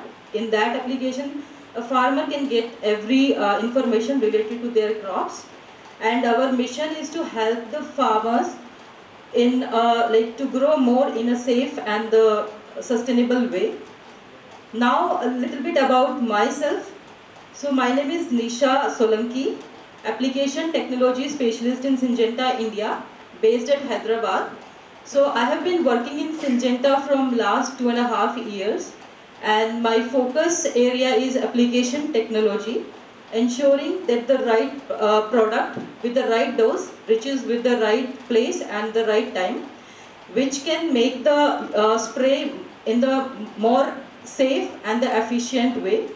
And I come from the agriculture engineering background, specialization in farm machinery and power engineering. Apart from that, I also worked with the horticulture department for 3 years as a micro irrigation expert, and I was taking care of the aeroponics as well as the soilless cultivation with the under the guidance of Dr. Satendra Yadav.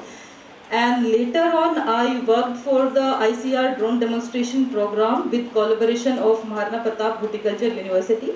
And I did more than 350 hectares of land in Haryana state. And I can say, I proudly earned the title of first female drone pilot of the state, and also got the privilege to meet our India's Prime Minister Shri Narendra Modi ji in first drone festival of India in 2022. So this is all about me. So we will go with the technical session once the people get it done, connect with some other source. So sorry for that. So the introduction I have given, maybe you know my name now. So the picture on the screen, you can see that drones are not limited to the defense or the entertainment sector. They are also becoming the powerful tool in the farmer fields.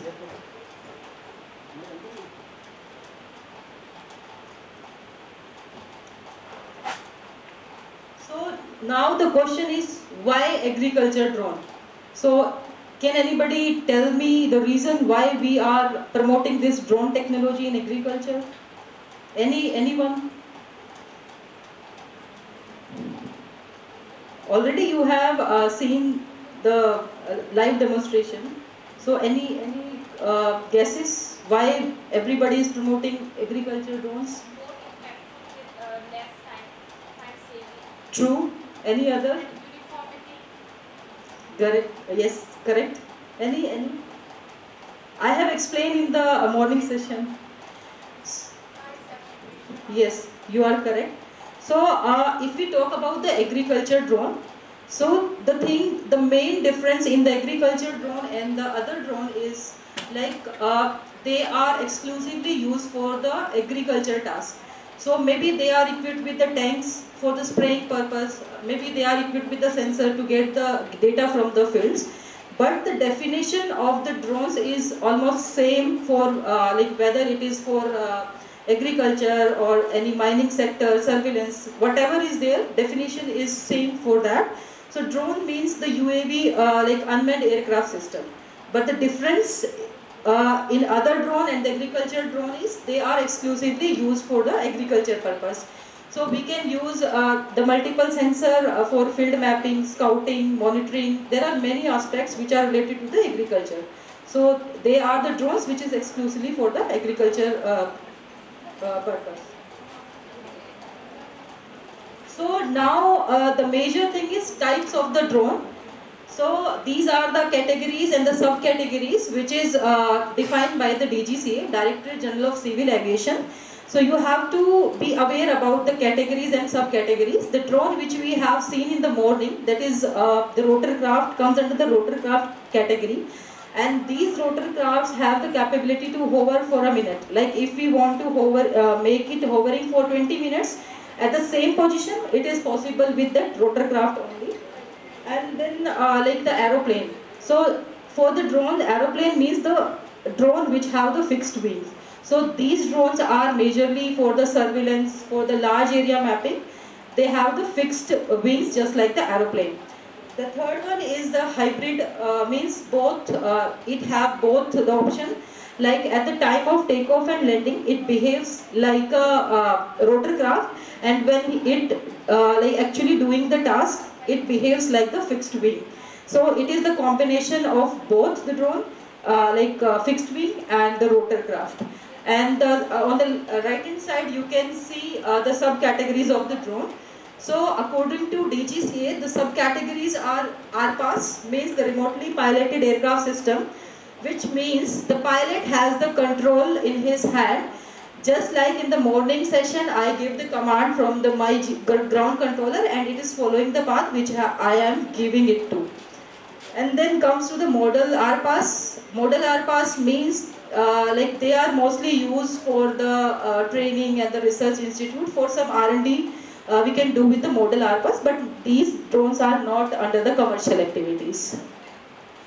Now the third one is the autonomous, means it is pre-programmed. There is no option for the manual flying and all. So it is pre-programmed. Whatever the task we have given to that drone, particular drone, we need to assign everything, like what will be the speed of the drone, what will be the area it need to be covered, and like how above from the ground it will fly. So everything is pre-programmed, and then we launch the drone for the for our objectives.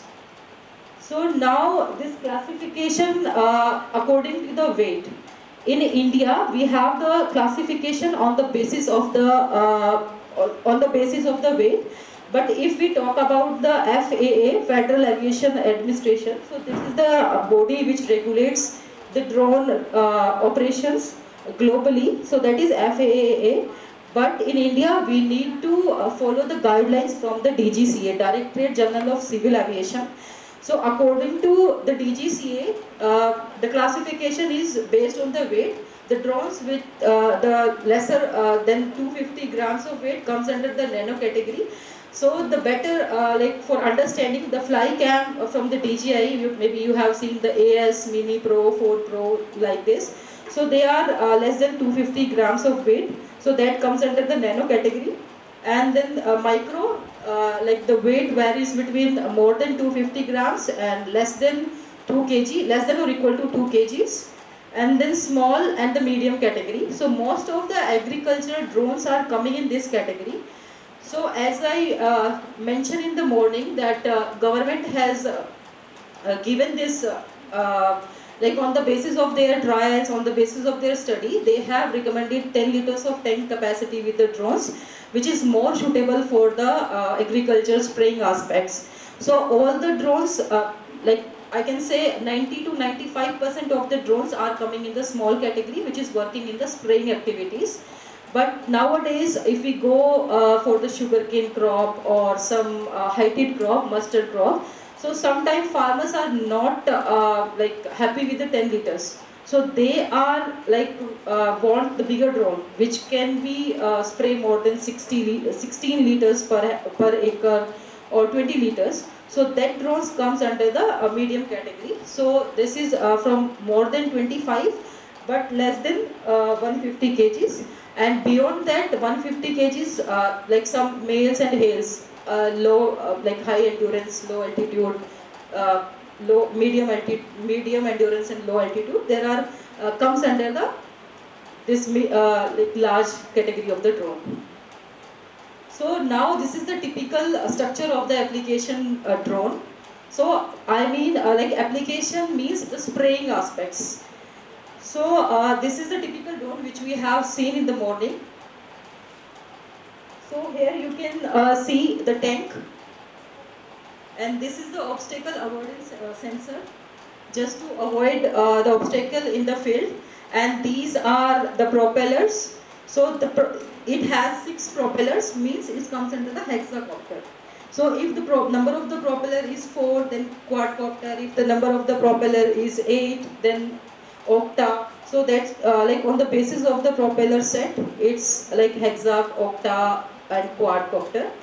And here on the left bottom you can see the ground controller station. This is just to guide the drone. We can also feed the path, or like in which area we are going to fly. We can map our field by using this GCS. So in typically drone operation, the mapping can be done with the 3 methods. Like we can take the GCS, this tool in the field, on the like edges. We can point it like 1, 2, 3, 4 points, and we just make the plan. Other option is we can like do it with the drone as well. We fly the drone from the initial point, then the first coordinate, then second coordinate, and fourth coordinate. We just need a box and we can adjust it. And the third one is, if you are well aware about your area, that then you can also take the satellite images, and you can also feed or upload in your drone. So these are the nozzles which like makes the spray happen. So this is the heart of the application drone, I can say. And these are the batteries. So nowadays in India there are 3 type of batteries are available: lithium ion, lithium polymer, and some solid state batteries are also coming. The endurance, like if we talk about the endurance, so for application drone with the 10 liters of capacity, so it can serve up to 15 to 20 minutes. Some solid state batteries can serve up to 25 minutes. So this is about the endurance of the drone. So what do you understand from these 2 pictures? Can anybody tell me?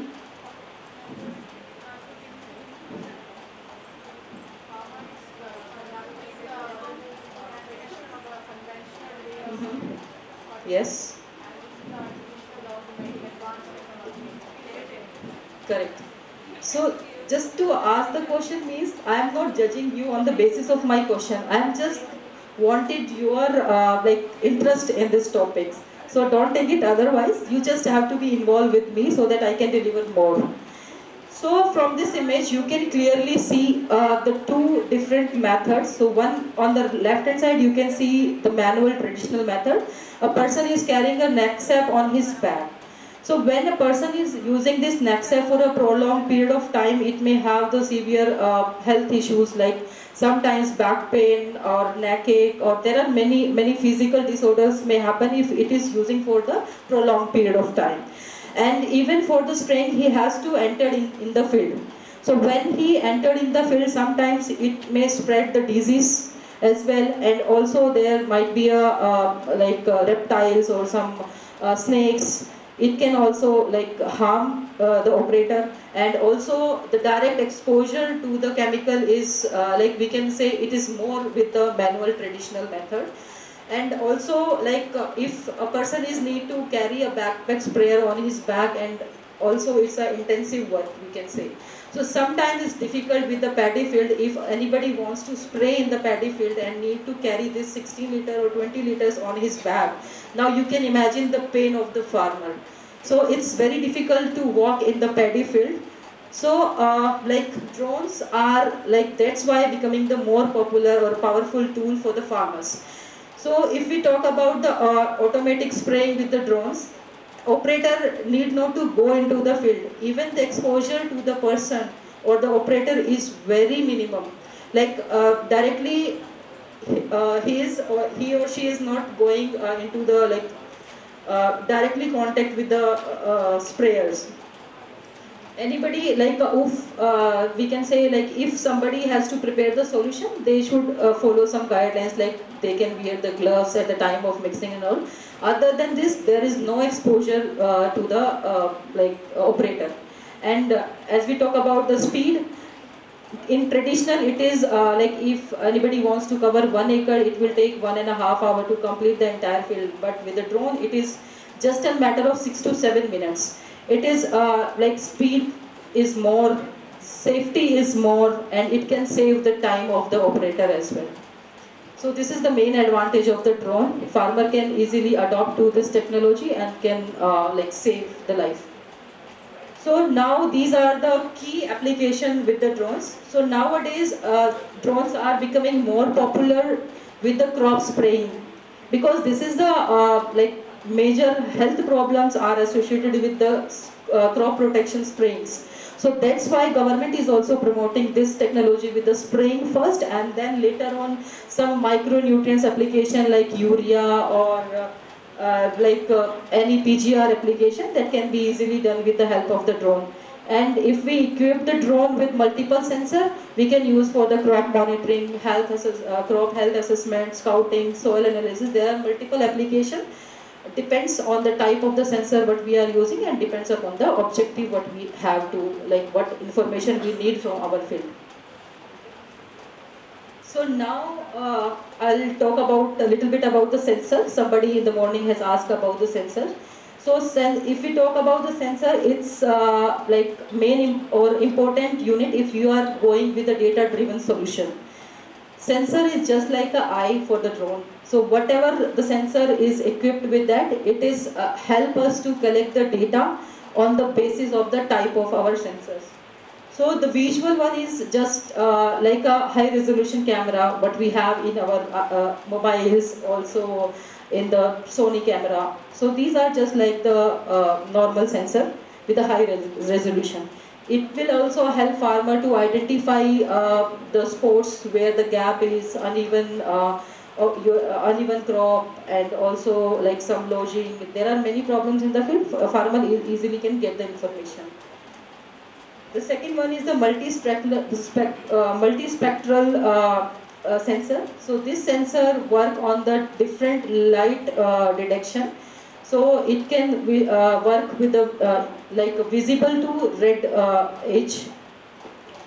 So on the basis of the different bandwidth, it can provide the information of the field, and it is used for the plant health measurement, assessment, plant counting, monitoring.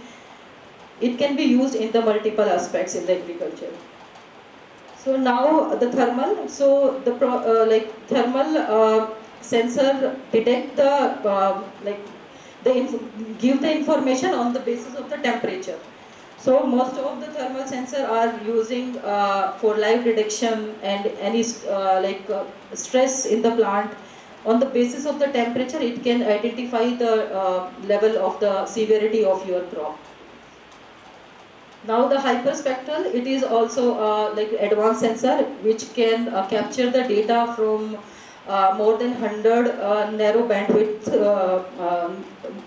more than 100 narrow bands, and it can also give the information in the early stage of the crop stress, because sometimes when the crop is in stress in very early stage, so it will be difficult to identify. So this type of sensor can help to identify the stress in the crop, and all these sensor like multispectral, thermal, and this hyperspectral work on the NDVI. So normalization, differentiation, vegetative index. This is the major term in the crop monitoring and the sensor associated with the agriculture. So the third one is the LIDAR. LIDAR means light emitting ranges. Diode ranges, and it can create the 3D model of the surface, mostly used by the person who is working with the forest. It can also give the terrain data in 3D form. So it is used in the agriculture also. So now crop spraying, already I have mentioned about the crop spraying. It is reduces the runoffs, save the time, save the farmer or save the operator, and we can use the drones in any situation, whether it is with a heighted crop, whether it is with a lower crop. So there are some benefit associated with the crop spraying. Similarly, here you can see the crop gets sprayed by the drone and droplet is coming properly. So sometimes when farmer have the curiosity, they from the drone droplets are not coming to the plants. So you can also perform some of the activities if you are like working with the drones, like maybe your department is have been starting something in the drone, so you can make the farmers aware so that adoption will be more in this technology.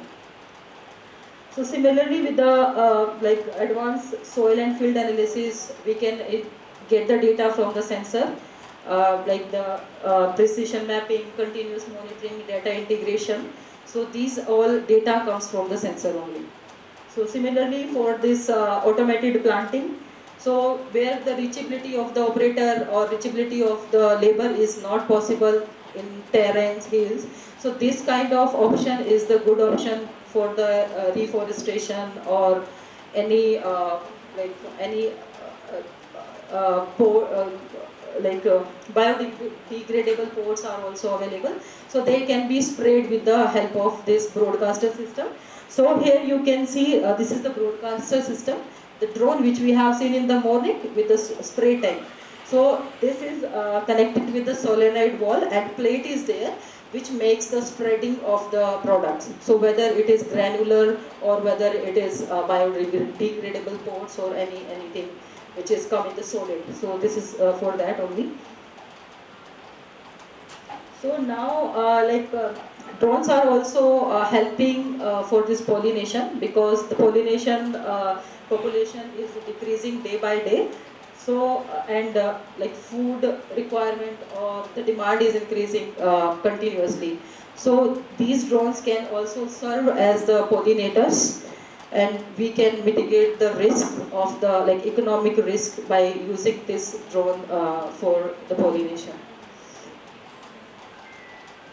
So like earlier I have mentioned about the plant health or accurate mapping, smart irrigation, whatever the information we need from the drone or the sensor, we can also use that information, and we can use the data driven decision on the basis of the sensor, on the basis of the data collection. Similarly, the weed detection, disease monitoring, some of the companies are also using the drones for the yield estimation. So these are the key application in the agriculture drone. So if we talk about the positive thing, some are the limitations also associated with the technology. So if we talk about the limitation, so for the drones, flight time and the flight range for the agriculture drone is less, because as I discussed, that flight time is only 20 minutes for the spray. It is not sufficient if you have the more number of acres. So it's a major limitation with that. And also the range. You need to fly the drone within your visual line of sight. So this is also a problem associated with the drone, and even the initial cost is, earlier it was high, but now it's come to 6 to 7 lakh. Earlier it was more than 10 lakhs. So manufacturers also working on the cost, making the drones as a cost effective, so that adoption will be more. And knowledge and the skill, I can say a person can easily get the certificate, but if he is associated with the agriculture aspects, he must have the knowledge about the crop, because sometimes we have given the standards, okay, you should fly on 3 meters of height, but sometimes we need to understand the crop stage and also the sensitivity of the crop. So that knowledge and the skill is still lacking in the drone operators, so that has to be improved. And there are many laws associated with the drone operation. So it is not for the agriculture, but also for the entire drone operation. So there are many laws which is published by the DGCA, Director General of Civil Aviation. And also for the agriculture spraying, Ministry of Agriculture and Farmer Welfare have some set of rules and regulation. Anybody who want to spray for the agriculture aspect, they need to follow those guidelines from both the ministries. And sometimes drones are also misused by the locals, so that is also a problem with the drone. And if we talk about the advantages, it enhances the productivity, effectiveness, and also accuracy. Speed is more. It can cover more than 30 acres in one day. So there are many advantages associated with the drone also. So how it value to the farmers? So the first one is zero health hazard. As I mentioned earlier that if an operator is using NextSep, so he is more exposed to the chemicals, and an operator is using a drone for the application, there is no exposure, directly exposure, if he is following all the correct guidelines. In the downward wind direction he has to spray, he need to consider the wind speed, there are many aspects. If he is following the guidelines properly, so there is no exposure, and it will definitely save the farmer or the operator's health. Time saving, if we talk about the traditional method, it is like for 1 acre with a hand operated or the battery operated, it takes like 1.5 hours to complete the task, but with the drones it is easy, it can easily cover in 6 to 7 minutes. And like pesticide overuse, it means like when we are doing this manually, so sometimes the operator has forgot the area, and he sometimes double spray that particular area, because he is not using any coordinates to like, okay, I finish here, and again when he come with the fill tank, he will start from exactly from the same point. Sometimes it get sprayed twice. So with the drone it can be avoided, because when the spray is empty in between the field, and if we resume the plan, it will directly goes to the same point with an accuracy of 5 centimeter. No compaction means when we go with the tractor operated sprayer or any other heavy sprayers, it can also create a soil compaction, which will leads to the problem in the plant growth and germination sometimes. So there is no risk to the soil compaction. Less water usage, as traditionally it is 120, 150. There are like, depends on the type of the sprayer. So the water volume is like in different sprayer it is different, but with the drones, so it use only 10 liters of water. Cost effective, because we are not like misusing the pesticide, we are just following it in one proper manner, and it will also save the cost of the inputs. High efficiency and less disease spread. If those like area, or is there any disease in the field, so if an operator passes through the rows, passes through the field, there may be a chances of spread of the disease. So with this drone, it is like we can mitigate the risk of the spreading of the disease. So these are some drone safety rules. There are some legal and operational safety. So legal safety is given by the DGCA. So the zones, so this kind of zones is also defined by the DGCA, where you can fly the drone, where you cannot. So this comes under the legal, and operational means like we need to follow the operational guideline. Like how long, like how much height we can attain with the drone. All these comes under the legal and the operational safety of the drones. So this map on the right hand side, this is the dynamic one. So sometimes it is maybe during the operation Sindoor, the entire node comes under the red zone. So this is the dynamic map. So in like if you want to spray it here, you can check your location here, whether it is like you can confirm that whether it is come in the red zone or the green zone. You can check once and you go for the spray. So these are the strict guidelines from the DGCA. So already I have explained this. So safety tips, for that I will show one video.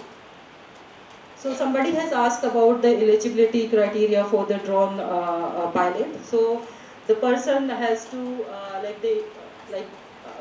get the age of 18 and not more than 65 years, and also citizen of India. Earlier passport was the mandatory document for the pilots, but now like you can go with the 2 IDs, and later on like in your area you can choose the RPTO.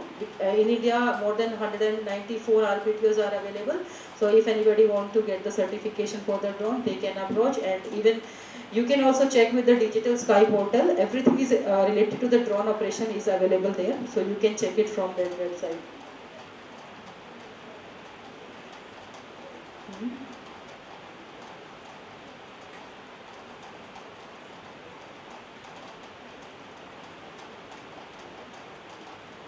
I will show you one video. In this video you can see the entire operation of the drone.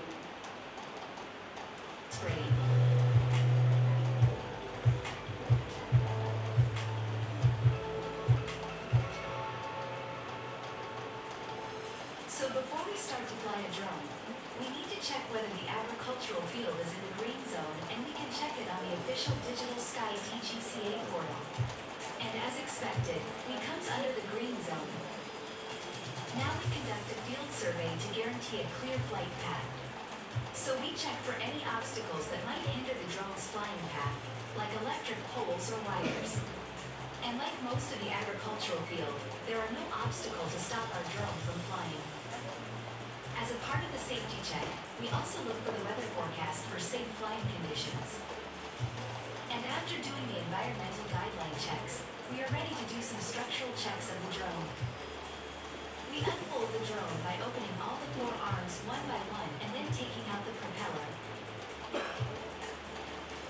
We do check for the spinning of the propeller for free movement. We also check for the rigidity of the arm and the canopy to avoid any mishap. Now comes the cleaning part, where we need to clean the obstacle avoiding sensors as well as the terrain sensor to assure safe flying of the drone.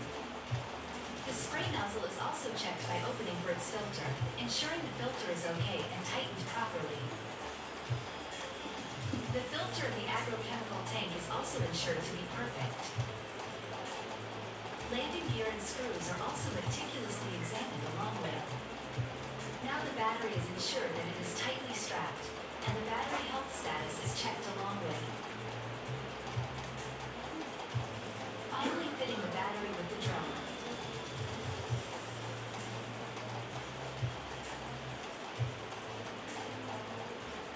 Now our drone is passed with all pre-flight checkup tests, and is ready for the next process. Before the operation, safety norms is ensured, and safety shoes, safety kit, safety cap, safety mask, safety glass, and safety gloves are weared. Our final step is to fill the tank with the agrochemical, and ensuring the sprayer motor, pipes, and the nozzle system are okay for the spraying process. Now let's activate the drone with remote controller receiver, and prepare for the takeoff.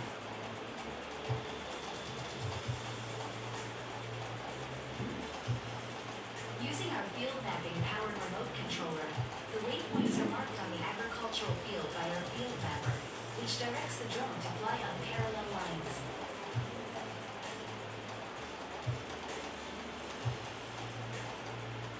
As we can see, the agrochemical is being sprayed precisely and quickly by the drone on the agricultural field.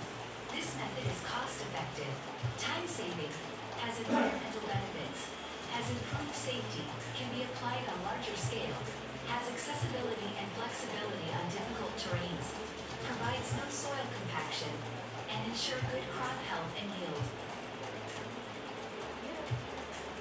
As we can see, the spray particle is distributed in a uniform manner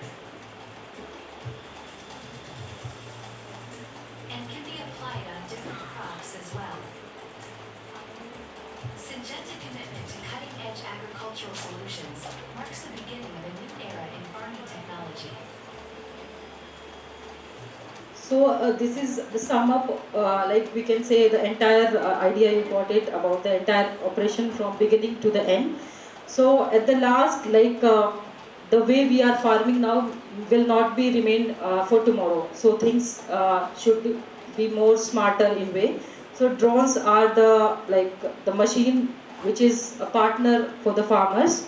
So earlier with the tractor also, it was a challenge in the beginning, but now more farmers are adopting the tractor as well. So now the drone is opening the new chapter. So we all need to promote the benefits of this technology, and so that farmer can earn more and get more benefit with this technology. Thank you. Thank you, Ms. Nisha Solanki. I would request you to please stay on the stage for a moment. Now I request Dr. Billu Yadav for presenting the memento and bouquet to Ms. Nisha Solanki.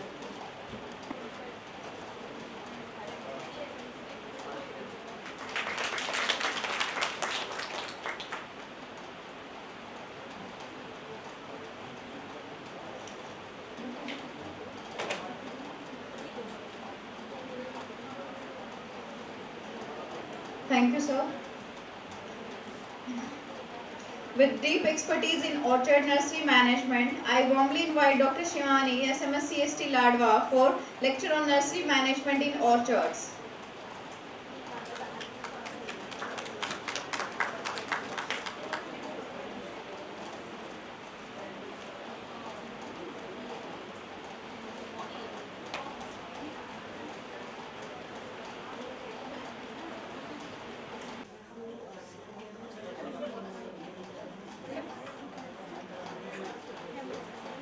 I guess everyone has been covered now.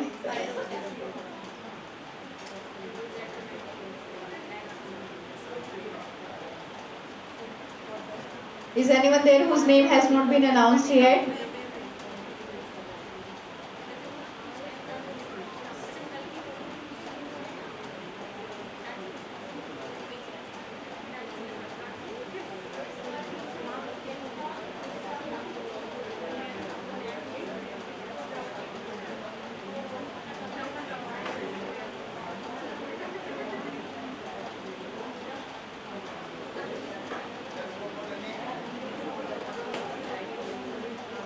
Okay, thank you all. Have a happy, safe and productive journey ahead. I hope you guys enjoyed here a lot. There is coffee outside waiting for you, so please have a cup of coffee and re-energize yourself before leaving. Thank you, you can move now. We'll see some other time.